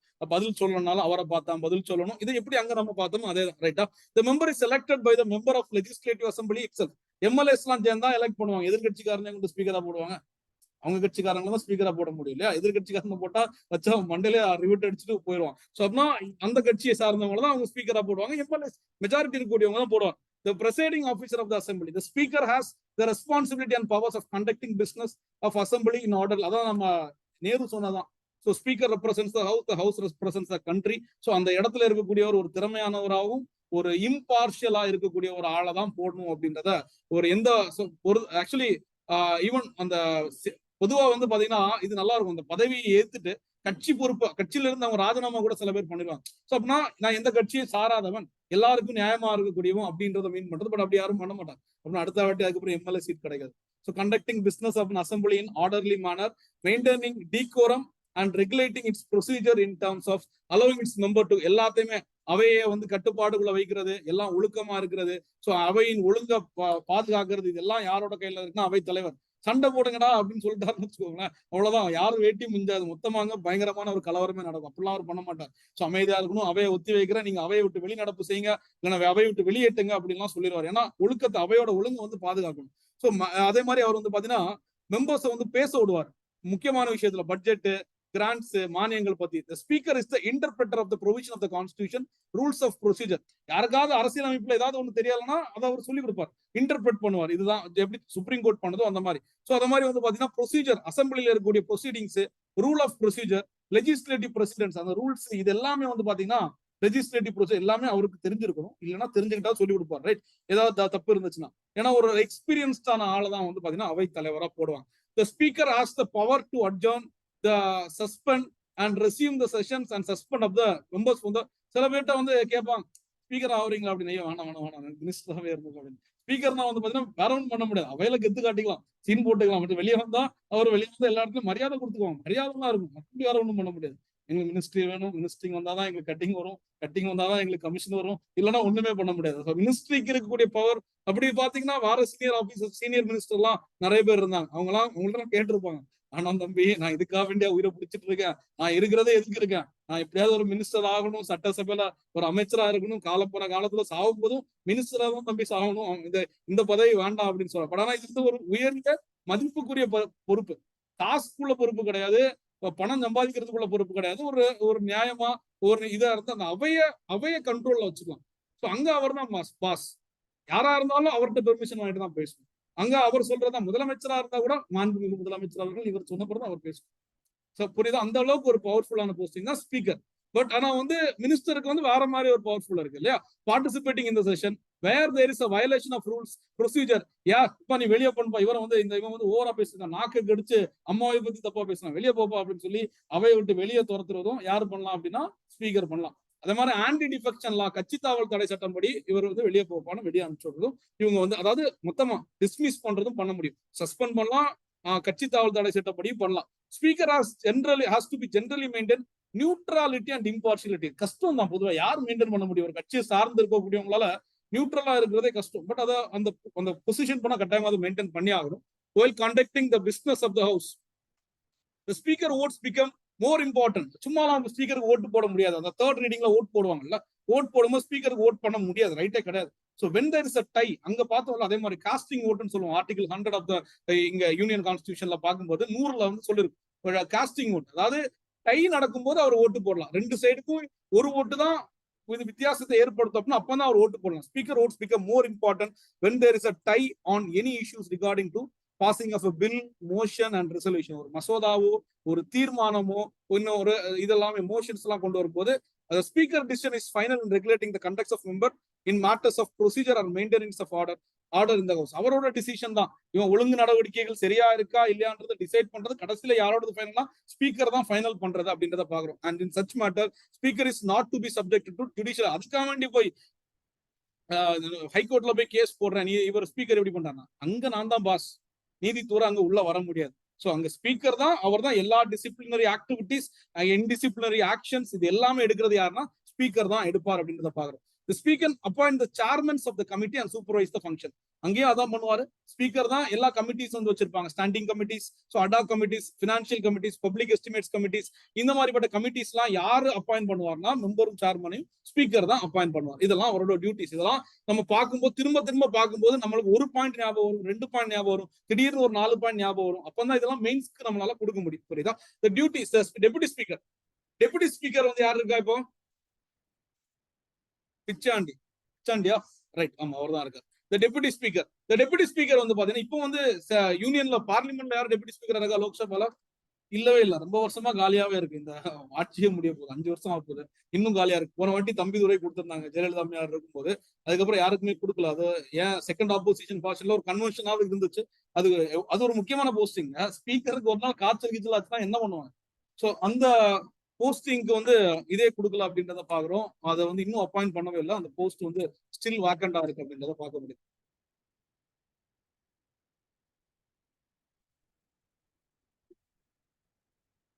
டெபுட்டி ஸ்பீக்கர் வந்து பாத்தீங்கன்னா அவரும் வந்து பாத்தீங்கன்னா எம்எல்ஏ ஒருத்தர் தான் அப்பாயிண்ட் பண்ணுவாங்க. சோ அவருக்கு வந்து பாத்தீங்கன்னா ஸ்பீக்கர் இல்லாத டைம்ல ஸ்பீக்கரா இருப்பார். வைஸ் கேப்டன் அப்படின்னு சொல்லுவாங்க கிரிக்கெட் டீம்ல. கேப்டன் சும்மா வைஸ் கேப்டன் சண்டை போட்டு இருப்பாங்க. வைஸ் கேப்டனுக்கு வேலையே இருக்காது, கேப்டன் தான் ஃபுல்லா இருப்பார். கேப்டன் இல்லாத டைம்ல எப்போவாது கேப்டன் பண்ணுவார் மேட்ச்க்கு. அந்த மாதிரி இவரும் வைஸ் கேப்டன் மாதிரி டெபுட்டி ஸ்பீக்கர். ஸ்பீக்கர் இல்லாத டைம்ல நான் தான் ஸ்பீக்கர். சோ அப்பளும் கெத்து தான். ஸ்பீக்கர் இல்லாத டைம்ல ஒருத்தர் ஸ்பீக்கரா இருக்கும்போது அவருக்கு பெரிய பவர் தான் இருக்கும் இல்லையா?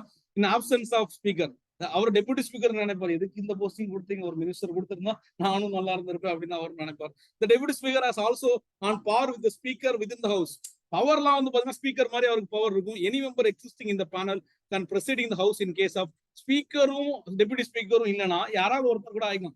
அப்படி யாராவது ஒருத்தவங்க யார் வேணாலும் ஆயிக்கும். அப்படி அவங்க யார் சூஸ் பண்ணுவாங்க, யாராவது ஒருத்தர் மூத்த ஆளை தூக்கி நீங்க இன்னைக்கு ஸ்பீக்கர் ஆருங்க அப்படின்னு சொல்லுவாங்க. 2 பேரும் லீவ் எல்லாம் எடுத்துட்டு போக மாட்டாங்க பொதுவா.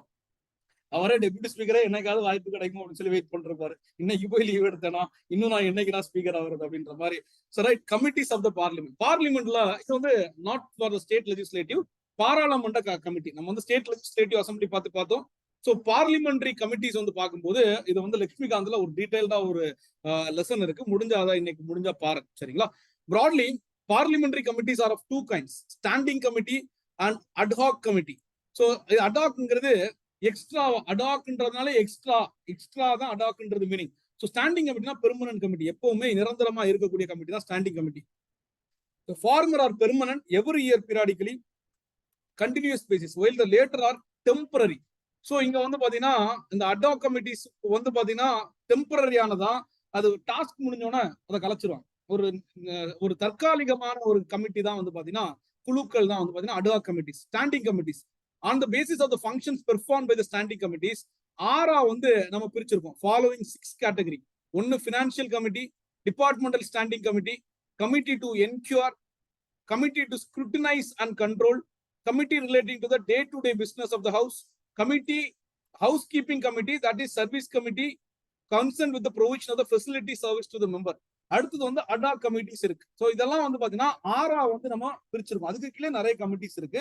ஒன்னு financial committees, departmental standing committees. டிபார்ட்மெண்டலுக்கும் ஸ்டாண்டிங் கமிட்டினாலே எப்பவுமே இருக்கக்கூடிய கமிட்டி. டிபார்ட்மெண்ட்டுக்கு 24 டிபார்ட்மெண்ட்டுக்கு ஸ்டாண்டிங் கமிட்டிஸ் இருக்கு. ஸோ பினான்சியல் கமிட்டிஸ்ல முக்கியமானது வந்து பாத்தீங்கன்னா public accounts committee, estimates committee, committee on, இது வந்து ஃபுல்லாவே பினான்ஸ்க்கு இருக்கக்கூடியது. Public accounts committee, estimates committee, committee on public undertakings, இதெல்லாம் பினான்சியல் கமிட்டிஸ் கீழே வருது. டிபார்ட்மெண்டல் ஸ்டாண்டிங் கமிட்டி 24 இருக்கு. கமிட்டி டு என்கொயரி வந்து பாத்தீங்கன்னா committee on petitions, committee on privileges, ethics committee. So இந்த மாதிரி 3 இருக்கு. Petition, privileges, ethics committee. PPE kit மாதிரி என்கொயர் பண்றதுக்கு committee on petition, committee on privileges, committee ethics committee. ஒரே ஒரு நிமிஷம்.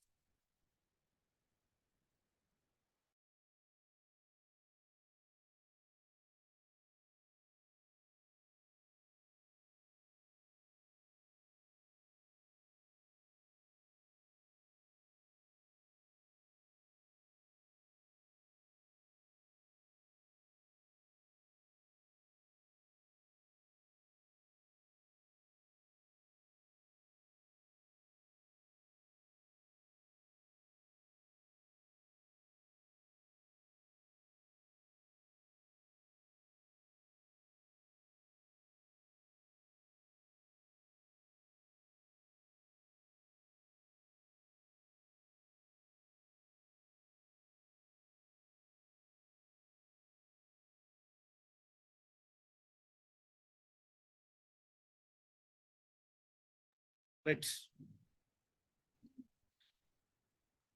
Committee on petition, committee on privileges, ethics committee, சரிங்களா? Right. So committee to scrutinize and control. So இதுல வந்து பாத்தீங்கன்னா committee on government assurances, committee on subordinate legislations. So இது வந்து scrutinise பண்றது, பரிசீலனை பண்ணி கண்ட்ரோல் பண்றது.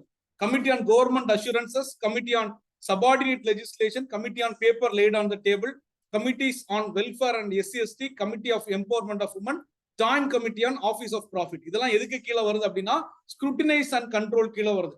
ஸோ கண்ட்ரோல் பண்றது government assurance, subordinate legislation, paper laid on the table, welfare of SC/ST, empowerment of women, SC/ST எல்லாம் வந்து பாத்தீங்கன்னா ஸ்க்ரூட்டினைஸ் அண்ட் கண்ட்ரோல் கீழே வருது. Joint committee of office of profit, இதெல்லாம் வந்து பாத்தீங்கன்னா ஸ்க்ரூட்டினைஸ் பண்றது. ஆஃபீஸ் ஆஃப் ப்ராஃபிட்ல இவங்க இருக்காங்களா இல்லையா அப்படின்றதெல்லாம் பாக்குறது scrutinise and control. Day to day business activities of the house, இதுக்கெல்லாம் வந்து பாத்தீங்கன்னா பொதுவாக யார் சேர்மனா இருப்பாருன்னா ஸ்பீக்கர் தான் சேர்மனா இருப்பார். Day to day business activities of the house வந்து பாத்தீங்கன்னா business advisory committee, committee on private member bills and resolution, rules committee, committee on absence of the members from the sitting of the house. யார் ஆப்சண்டா இருக்கா இதெல்லாம் பார்க்கறது வந்து பாத்தீங்கன்னா டே to day ஹவுஸ்க்கு உள்ள operation. Housekeeping committee or service committee, committee concern with the provision of facilities of the member. அந்த மெம்பருக்குலாம் இருக்குல்ல அவங்களுக்குள்ள ஃபெசிலிட்டி. அவன் ஜெனரல் பர்பஸ் கமிட்டி, ஹவுஸோட கமிட்டி, ஹவுஸ் கமிட்டின்றது அந்த ஹவுஸ்குள்ள committee, library committee, joint committee on salary and member allowances, இதெல்லாம் ஹவுஸ் கீப்பிங் கமிட்டி. மெம்பர்ஸ்குள்ள கமிட்டியா பிரிச்சிருக்காங்க. முதல் கமிட்டி வந்து பாத்தீங்கன்னா கமிட்டி ஆன் ஃபினான்ஷியல் மேட்டர்ஸ் அப்படின்றத பார்த்தோம். So financial committees, public accounts committee, estimates committee, committee on public undertakings. அடுத்து வந்து பாத்தீங்கன்னா departmental standing committee, committee on enquiry, அது வந்து பெட்டிஷன்ஸ், ஸோ பிரிவிலேஜஸ் அண்ட் வந்து பாத்தீங்கன்னா ethics committee. Committee on scrutinize on control வந்து பாத்தீங்கன்னா woman, SC ST, government assurances, committee on subordinate legislation, committee on paper laid on the table, committee on SC ST பார்த்தோம், committee on office of profit. So day to day business of the கமிட்டிக்கு வந்து பாத்தீங்கன்னா business advisory committee, committee on private member bills and resolution, rules committee, chairman, committee on options of the members sitting in the house. இது வந்து பாத்தீங்கன்னா rule day to day committee. அதே இது வந்து பாத்தீங்கன்னா privileges committee, house keeping committee or service committees. So இது வந்து பாத்தீங்கன்னா அவங்களோட மெம்பர்ஸோட இதுக்கு வந்து பாத்தீங்கன்னா லைப்ரரி கமிட்டியா இருக்கட்டும், ஹவுஸ் கமிட்டியா இருக்கட்டும், ஜெனரல் பர்பஸ் கமிட்டியா இருக்கட்டும், joint committee on salary and allowances, இதெல்லாம் வந்து பாத்தீங்கன்னா ஸ்டாண்டிங் கமிட்டி. ஸ்டாண்டிங் கமிட்டி 6 பிரிச்சிருக்கும். ஸோ அதுல வெவ்வேறு கமிட்டிஸ் இருக்கு அப்படின்றத பார்க்கணும். அடாக் கமிட்டிஸ் அப்படின்றது டெம்பரரியா உருவாக்கக்கூடிய committee. Ad hoc committee can be divided into 2 categories, that is enquiry committee and advisory committee. I E enquiry committee and advisory committee. ஒன்னு என்கொயரி பண்றதுக்கு, இன்னொன்னு வந்து அட்வைஸ் பண்றதுக்கு மாதிரி ஒரு கமிட்டி. ஒன்னு ஏதாவது என்கொயரி பண்ணணும்னா என்கொயரி பண்ணுவாங்க. கமிட்டி ஆன் எஸ்டிமேட்ஸ் எவ்வளவு வரும். The major responsibility of the committee is to suggest the examiner, estimator and recommendation on matter related to economical related to policies, issues and alternative policies of administrative reforms. என்னென்ன இது எவ்வளவு estimate வரும், எக்கனாமிக்ல எவ்வளவு எதிர்பார்க்கப்படுது, இந்த மாதிரி பட்டது கமிட்டிஸ் வந்து இருக்கு. எவ்வளவு செலவு வரும், எவ்வளவு வருமானம் வரும். டூர்ஸ், இவங்க வந்து tours and visits within and outside the state to studies the various scheme, record the estimator under examination. இவங்க வந்து வெவ்வேறு இடங்களுக்கு போய் அதை பத்தி படிச்சுட்டு வருவாங்க அப்படின்றத பாக்குறோம். பப்ளிக் அக்கௌண்ட்ஸ் கமிட்டி வந்து பாத்தீங்கன்னா முக்கியமான ஒரு committee. The important function of the committee to scrutinize the appropriation accounts of the state. So எல்லாத்தோட அந்த அப்ரோப்ரியேட் அக்கௌண்ட்ஸை வந்து ஸ்க்ரூட்டனைஸ் பண்ணுவாங்க, பரிசீலனை பண்ணிட்டு, and the report of the comptroller and auditor general, சிஏஜியோட அக்கௌண்ட்ஸ் ரிப்போர்ட்டையும் வந்து திரும்ப ஸ்க்ரூட்டனைஸ் பண்ணக்கூடிய ஆட்கள் தான் யார் அப்படின்னா committee on public accounts committee. இது வந்து முக்கியமான committee. And also look into the revenue receipt and the disposal of money shown in the accounts applicable to the services or purpose which they have been applied and charged. So revenue receipts எவ்வளவு வருமானம் வருது, அதை எங்க நம்ம செலவு பண்றோம்ன்றதா look on பண்றது வந்து public accounts committee. ரொம்ப முக்கியமான இது வந்து பாத்தீங்கன்னா இந்த குழு தான், பொது கணக்கு குழு அப்படின்னு சொல்லக்கூடியது. கமிட்டி ஆன் பப்ளிக் அண்டர்டேக்கிங்ஸ், இது வந்து பாத்தீங்கன்னா பினான்ஸ் கமிட்டியில ரொம்ப முக்கியமானது. ஸோ இது வந்து பாத்தீங்கன்னா எதுக்கோட ரிப்போர்ட்ஸ் எல்லாம் ஆடிட் பண்ணுவாங்க அப்படின்னா பப்ளிக் செக்டார் யூனிட்ஸ் எல்லாம் இருக்கு இல்லையா, பில், ஓஎன்ஜிசி, இந்த மாதிரிப்பட்ட பப்ளிக் செக்டார் யூனிட்ஸ் வந்து பாத்தீங்கன்னா அவங்களோட ரிப்போர்ட்ஸ் அக்கௌண்ட்ஸ் எல்லாம் வந்து பாத்தீங்கன்னா எக்ஸாமின் பண்ணுவாங்க. The committee also examines the autonomy and efficiency of the public undertaking. அவங்களோட சுதந்திரம், அவங்களோட எஃபிஷியன்சி எப்படி இருக்குன்னு ஆடிட் பண்ணுவாங்க. Committee also taking note on the affairs of the public undertakings are being managed in accordance with the sound business principle and prudent commercial practices. கரெக்டான business பிரின்சிபிள்ல இது பண்றாங்களா, கரெக்டான பிராக்டிசஸ் ஃபாலோ பண்றாங்களான்றதை இவங்க ஸ்க்ரூட்டனைஸ் பண்ணுவாங்க, examine பண்ணுவாங்க. Committee also examined the report of Comptroller and Auditor General of India on public undertakings. We know that CAG தான் வந்து பாத்தீங்கன்னா public undertakings ஓட ஆடிட் பண்ணுவாருன்றத பார்ப்போம். அதே வந்து ஸ்க்ரூட்டனைஸ் பண்றது யார் அப்படின்னா Committee on Public Undertakings. The committee examines the working of the undertakings under its purview. So இது வந்து எல்லாத்தையுமே வந்து எக்ஸாமின் பண்ணுவாங்க. Hears official or take evidences connected to such undertakings and make recommendation to the house. So இதுல வந்து எது அந்த public undertakings ரிலேட்டடா என்னென்ன இருக்கோ அது ரிலேட்டடா எல்லாத்தையுமே ஸ்டடி பண்ணி அதை வந்து ஹவுஸ்லயுமே அவங்க வந்து ரெக்கமெண்டேஷன் கொடுப்பாங்க அப்படின்றத பாக்குறோம். இதுதான் வந்து பாத்தீங்கன்னா ஸோ இந்த ஹவுஸோட வேலை, இந்த கமிட்டியோட வேலை அப்படின்றத பார்த்தோம். பப்ளிக் அக்கௌண்ட்ஸ் கமிட்டி, ஸோ அதாவது எஸ்டிமேட் பண்ணுவாங்க. ஸோ அதுக்கப்புறம் வந்து பாத்தீங்கன்னா நம்ம கமிட்டி ஆன் பப்ளிக் அக்கௌண்ட்ஸ், இங்க கமிட்டி ஆன் எஸ்டிமேட்ஸ், ஸோ அதுக்கப்புறம் வந்து பாத்தீங்கன்னா கமிட்டி ஆன் பப்ளிக் அண்டர்டேக்கிங்ஸ் அப்படின்னு சொல்லி கமிட்டிஸ் பார்க்கணும். சரிங்களா. மாநில அமைச்சரவை குழு, ஆளுநருக்கு உதவியாக ஆலோசனை வழங்க முதலமைச்சர் தலைமையில் அமைச்சர்கள் குழு அமைக்கப்படுவதை அரசியலமைப்பின் 163வது உறுப்பு 1 குறிப்பிடுகிறது. ஆனால் அரசமைப்பு விதிகள் நெருக்கடி சூழலில் ஆளுநர் நேரடியாக ஆட்சி மேற்கொள்ள இயலும். நெருக்கடி சூழ்நிலை தான். மத்திய அமைச்சர்கள் குழுவை போன்றே மாநில அமைச்சரவை குழுவும் அமைக்கப்படுகிறது. சட்டமன்றத்தில் பெரும்பான்மை பலம் கொண்ட கட்சியின் தலைவரோ அல்லது கூட்டணி கட்சிகளின் தலைவரோ முதலமைச்சராக ஆளுநரால் நியமிக்கப்படுகிறார். அமைச்சரவை குழுவில் உள்ள அனைத்து அமைச்சர்களும் முதலமைச்சரின் அறிவுரைப்படி ஆளுநரால் நியமிக்கப்படுகிறார் அப்படின்றத பாக்குறோம். சோ அதுக்கு அடுத்து வந்து பாத்தீங்கன்னா மாநில அமைச்சரின் பதவி காலம் வந்து யாரோட இதுபடி விருப்பத்தின்படி இருக்கும் அப்படின்னா ஆளுநரின் விருப்பத்தின்படிதான் தொடரலாம். ஆனால் நடைமுறையில் முதலமைச்சரின் விருப்பம் உள்ளவர் தான் அமைச்சர்கள் பதவியில் தொடர்வார்கள். ஏனெனில் முதலமைச்சரின் பரிந்துரைப்படி ஆளுநர் அமைச்சரை நியமிக்கவும் பதவி நீக்கம் செய்யவும் செய்கிறார். எனவே அமைச்சர்கள் தனித்தனியாகவும் கூட்டாகவும் முதலமைச்சர்களுக்கு பொறுப்பானவர்கள் ஆவார்கள். மாநில சட்டமன்றத்தின் குழுக்கள், மாநில சட்டமன்றத்தில் சபாநாயகர் இருக்காரு. சட்டமன்ற உறுப்பினர்கள் சபாநாயகர் தேர்ந்தெடுக்கப்படுகிறார். சட்டமன்றத்தை தலைமை தாங்கி நடத்துகிறார். சட்டமன்ற நடவடிக்கைகளை ஒழுங்காகவும் கண்ணியத்தை கடைபிடித்து நடக்கவும் மற்றும் அதன் நடவடிக்கைகளின் போது உறுப்பினர்களை கேள்வி கேட்கவும் அனுமதிக்கிறார். முக்கியமான விஷயங்களில் மற்றும் நிதிநிலை அறிக்கை மற்றும் நிதி ஒதுக்கீடு சமயங்களில் பேச அனுமதிப்பது போன்ற கடமைகளையும் அதிகாரங்களையும் பெற்றவராவார். அரசியல் சாசனத்தில் உள்ள விதிகள், சட்டமன்ற நடைமுறை விதிகள், பேரவைக்குள் சட்டமன்ற நடவடிக்கைகளின் முன்மாதிரி ஆகியவற்றின் பொருள் விளக்குவது சபாநாயகர் தான். சட்டமன்ற நடவடிக்கைகளின் போது விதிகள், நடைமுறைகள் மற்றும் ஒழுங்குமுறைகள் மீறப்படுமேயானால் சட்டமன்ற கூட்டத்தொடரை ஒத்திவைக்கவும், தற்காலிகமாக நிறுத்தி வைக்கவும் மற்றும் மீண்டும் தொடரச் செய்யவும் மற்றும் கூட்டத்தொடரில் பங்கு பெறாமல் உறுப்பினர்களை தற்காலிகமாக நிறுத்தி வைக்கும், சஸ்பெண்ட் பண்ணவும் சபாநாயகருக்கு அதிகாரம் உண்டு. சட்டமன்ற நடைபெறும் பொழுது சபாநாயகர் பொதுவாக நடுநிலை மற்றும் பாரபட்சமின்மையை மேற்கொள்வார். ஒரு முன்வரைவு மற்றும் தீர்மானத்தின் மீது முடிவெடுக்க முடியாமல் வாக்கு சமநிலையில் இருந்தால், டை இருந்தால் மட்டும்தான் சபாநாயகன் வாக்கு மிக முக்கியத்துவம் பெறுகிறது. உறுப்பினர்களின் நடத்தையை ஒழுங்குபடுத்துவதில் மற்றும் சட்டமன்ற நடவடிக்கைகளை குறித்து அல்லது சட்டமன்றத்தில் ஒழுங்கை பராமரிப்பது ஆகியவற்றில் சபாநாயகரின் முடிவே இறுதியானது. அம்மாதிரி விஷயங்களில் சபாநாயகர் நடவடிக்கைகளில் நீதிமன்றம் குறுக்கிட முடியாது. ஜுடிஷியல் இன்டர்வென்ஷன் கிடையாது. அனைத்து குழுக்களின் தலைவர்களையும் சபாநாயகர்களால் நியமிக்கிறார். எல்லா குழுவோட தலைவரை மற்றும் அவர்களின் செயல்பாடுகளையும் மேற்பார்வையிடுகிறார். துணை சபாநாயகர் சட்டமன்ற உறுப்பினர்கள் தங்களில் ஒருவரை துணை சபாநாயகராக தேர்ந்தெடுப்பார்கள். சபாநாயகர் அவையில் இல்லாத பொழுது துணை சபாநாயகர் சபாநாயகரின் கடமைகளையும் பொறுப்புகளையும் செயல்படுத்துவார். அவைக்கு தலைமை தாங்குவார். துணை சபாநாயகருக்கு சமமான அதிகாரங்கள் அவைக்குள் உண்டு. சபாநாயகர் மற்றும் துணை சபாநாயகர் இருவரும் அவையில் இல்லாத பொழுது அவையில் உள்ள மூத்த உறுப்பினர் யார் வேண்டுமானாலும் அவைக்கு தலைமை தாங்கலாம். நாடாளுமன்ற குழுக்கள், நாடாளுமன்ற குழுக்களை இரண்டு வகைகளாக பிரிக்கலாம். நிலைக்குழுக்கள் மற்றும் தற்காலிக குழுக்கள், standing committee and ad hoc committee. நிலைக்குழுக்கள் நிரந்தரமானது, தொடர்ந்து பணியில் இருக்கும், ஒவ்வொரு ஆண்டும் புதிதாக உருவாக்கப்படும். ஆனால் தற்காலிக குழுக்கள் நிரந்தரமானவை அல்ல. ஒவ்வொரு வருஷம் புதுசாதான் நிலைக்குழுவை ரிவைஸ் பண்ணிட்டே இருப்பாங்க. ஒரு குறிப்பிட்ட பணிக்காக உருவாக்கப்படும். அப்பணி நிறைவடைந்தவுடன் அவை கலைக்கப்படும். நிலைக்குழுக்கள் 6 வகையாக தன்மைக்கேற்ப 6 வகையாக பிரிக்கப்பட்டுள்ளது. ஒன்று நிதி குழுக்கள், பொது கணக்கு குழு, பப்ளிக் அக்கௌண்ட்ஸ் கமிட்டி, மதிப்பீட்டு குழு, estimate committee, committee on public sector undertakings, பொதுத்துறை நிறுவன குழு, துறைசார் நிலைக்குழுக்கள், டிபார்ட்மெண்டல் ஸ்டாண்டிங் கமிட்டிஸ் 24 இருக்கு. விசாரணை குழுக்கள், என்கொயரி கமிட்டி, பிரிவிலேஜஸ் கமிட்டி, இங்க பெட்டிஷன் கமிட்டி அண்ட் நன்னறி குழு, எத்திக்ஸ் கமிட்டி, மனுக்கள் குழு, பெட்டிஷன் கமிட்டி, சிறப்புரிமை குழு, பிரிவிலேஜஸ் கமிட்டி, அதுக்கப்புறம் நன்னறி குழுக்கள், எத்திக்ஸ் கமிட்டி அப்படின்றத பாக்குறோம். கண்காணிப்பு மற்றும் கட்டுப்பாட்டு குழுக்கள், இங்க பாத்தீங்கன்னா ஸ்கிருட்டினைஸ் பண்ணக்கூடியது, கண்ட்ரோல் கமிட்டிஸ் பாத்தீங்கன்னா அரசாங்க உத்தரவுகளுக்கான குழு, துணை சப்லெஜிஸ்லேஷன் துணை சட்டங்களுக்கான குழு, அட்டவணையில் எழுதப்பட்ட ஆவணங்களின் குழு, பட்டியல் இனத்தார் மற்றும் பழங்குடி நலனுக்கான குழு, பெண்களுக்கு அதிகாரம் அளித்ததுக்கான குழு.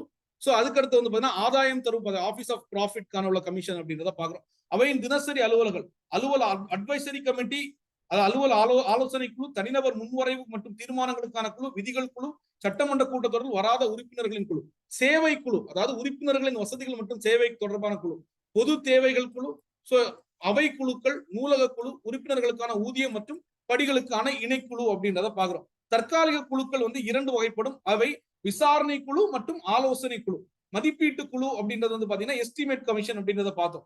பரிசோதகருக்கும் மதிப்பீட்டாளர்களுக்கும் அறிவுறுத்துவது மற்றும் பொருளாதாரம் சார்ந்த கொள்கைகள், மாற்றுக் கொள்கைகள், நிர்வாக சீர்திருத்தங்கள், மதிப்பீடு, ஆய்வில் உள்ள வெவ்வேறு திட்டத்திற்கான மாநிலத்தில் உள்ளும் வெளியிலும் பயணம் மேற்கொள்வது போன்ற விஷயங்களில் பரிந்துரை அளிப்பது ஆகியவை இக்குழுவின் முக்கிய பொறுப்புகளாகும். பொது கணக்கு குழு மாநிலத்தின் ஒதுக்கீட்டு கணக்குகளையும் இந்திய அரசு கணக்கு தணிக்கை தலைவரின் அறிக்கையையும் ஆய்வு செய்வதே குழுவின் முக்கிய பணி. மேலும் வருவாய் பட்டுச்சீட்டுகளும் பணப்பட்டாவாடவும் எந்த சேவைக்காக அல்லது பயன்பாட்டிற்காக கணக்கு ஏற்படுத்தப்பட்டதோ அந்த கணக்கு தொடர்புடைய பட்டுரிமை உள்ளதா என்பதை சரிபார்ப்பதும் இந்த குழுவோட வேலை அப்படின்றத பாக்குறோம். பொதுத்துறை நிறுவனங்களின் குழு தணிக்கை அறிக்கை குழுக்களும் தணிக்கை அறிக்கை கணக்குகளையும் பொதுத்துறை நிறுவன கணக்குகளையும் அவ்வப்போது ஆய்வு செய்வதற்காக இந்த குழு உள்ளது. மேலும் பொதுத்துறை நிறுவனங்களின் தன்னாட்சியையும் பயன்திறனையும் இந்த குழு ஆய்வு செய்கிறது. மேலும் நல்ல வியாபார கொள்கைகளையும் மதிநுட்ப வணிக முறைகளையும் பின்பற்றி பொதுத்துறை நிறுவனங்கள் அலுவல்கள் நடைபெறுகிறதா என்ற கருத்தில் கொள்கிறது. மேலும் பொதுத்துறை நிறுவனங்கள் குறித்த இந்திய அரசு கணக்கு தலைவரின் அறிக்கையை இந்த குழு ஆய்வு செய்கிறது. மேலும் நிறுவனங்கள் செயல்பாட்டை ஆய்வு செய்து அதிகாரிகளிடம் விசாரித்து நிறுவனங்கள் சம்பந்தப்பட்ட ஆதாரத்தை பெற்று இந்த குழு அவைக்கு பரிந்துரைகளை அளிக்கிறது, ரெக்கமெண்டேஷன் கொடுக்குது அப்படின்றத பாக்குறோம். சரியா? இதோட 2வது லெசன் முடிஞ்சது. இதுல உள்ள கோரம்னா நமக்கு என்னன்னு தெரியும். இம்யூனிட்டி ஃப்ரம் த மெம்பர்ஸ், அவங்களுக்கு எக்ஸெப்ஷன்ஸ் இருக்கு. இம்பீச்மெண்ட்னா பதவியை நீக்கிறது. ஸோ அமெண்ட்மெண்ட் அப்படின்ற சட்ட திருத்தம். பில்லுனா உங்களுக்கு தெரியும், பில்லுன்னா மசோதா. பை கேமர்லாம் 2 அவை இருக்கிறது, யூனிக் கேமர்லாம் ஒரே ஒரு அவை இருக்குது. ஜாயிண்ட் செஷன்னா டெட்லாக் இருந்தா ஜாயிண்ட் செஷன் கொண்டு வரது அப்படின்றத பாக்குறோம். செஷன் அப்படின்னா பார்லிமெண்ட்ல நடக்கக்கூடிய டிஸ்கஷன்ல நடக்கக்கூடிய ஷெட்யூல்டு மீட்டிங் நடக்கிறதா செஷன் அப்படின்றத பாக்குறோம். நோ கான்ஃபரன்ஸ் மோஷன்னா நம்பிக்கையில்லா தீர்மானம் அப்படின்றத பாக்குறோம். ஸோ மொத்தமா இது பண்ணும். கொஸ்டின் அவர்னா கேள்வி நேரம். கோரம் அப்படின்றது மினிமம் மெம்பர் வந்து இருக்கணும் அப்படின்றத பாக்குறோம். Legislature is the highest law making body, highest court, law commission, parliament. The highest law making body. National legislature is called parliament. The parliament consists of president, Lok Sabha, Rajya Sabha. Member of Lok Sabha is directly elected by people. மக்களால தேர்ந்தெடுக்கப்படுறாங்க இல்லையா? The process of removal of the Supreme Court judge is called impeachment. Who is the head of the Lok Sabha? Speaker. Leader of the house தான் வந்து பாத்தீங்கன்னா prime minister. So head of the Lok Sabha வந்து பாத்தீங்கன்னா speaker தான், அவை தலைவர். So the head of the government is, இது வந்து prime minister. Head of the government is prime minister. The head of the state is president. ஸ்டேட்ன்றது நாட தான் சொல்லுது இந்த இடத்துல. Rajya Sabha is an institution to protect the rights and interest of. Rajya Sabha யாரோட rights protect பண்ணுது? To maintain the equilibrium of the states. மாநிலங்களின் உரிமை. அதனால தான் மாநிலங்களவை.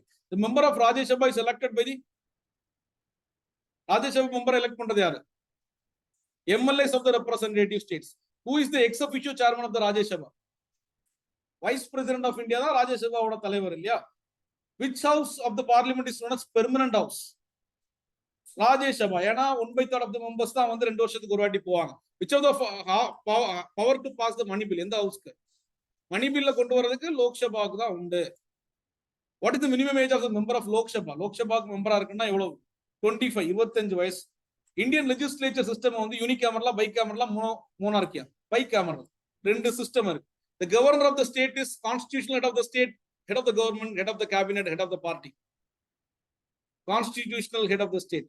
The chief minister of the state is head of the state, head of the cabinet, head of the government, head of the party. Head of the cabinet சொல்லலாம், head of the government சொல்லலாம், government of the state ன்னு சொல்லலாம். Head of the party ன்னு கூட சொல்ல முடியாது. எந்த party? Head of the state ன்னு சொல்ல முடியாது. ஏன்னா ஹெட் ஆஃப் த ஸ்டேட்ன்றது பிரசிடென்ட் வந்துருவாரு. ஸோ எக்ஸிக்யூட்டிவ், அதாவது ஹெட் ஆஃப் த ஸ்டேட், இந்த ஸ்டேட் மீன் பண்ணா கவர்னர் வந்துருவாரு. ஹெட் ஆஃப் த கவர்னர் சொல்லலாம், ஹெட் ஆஃப் த கேபினெட் சொல்லலாம். கேபினெட்னா அது எங்க எந்த கேபினெட்ன்றது மென்ஷன் ஆகணும். ஸோ ஹெட் ஆஃப் த கவர்மெண்ட்டும் எடுத்துக்கலாம். ஏன்னா ஸ்டேட் கவர்மெண்ட் இல்ல, head of the state government வேணா எடுத்துக்கலாம். So head of the state கேபினெட்னு எடுத்துக்கலாம். சரிங்களா? ரைட்.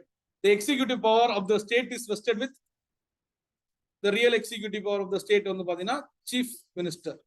த கவர்னர், ஆக்சுவலி எக்ஸிக்யூட்டிவ் பவர் ஜெனரலா கேட்டானா இஸ் வெஸ்டட் வித் கவர்னர் தான்.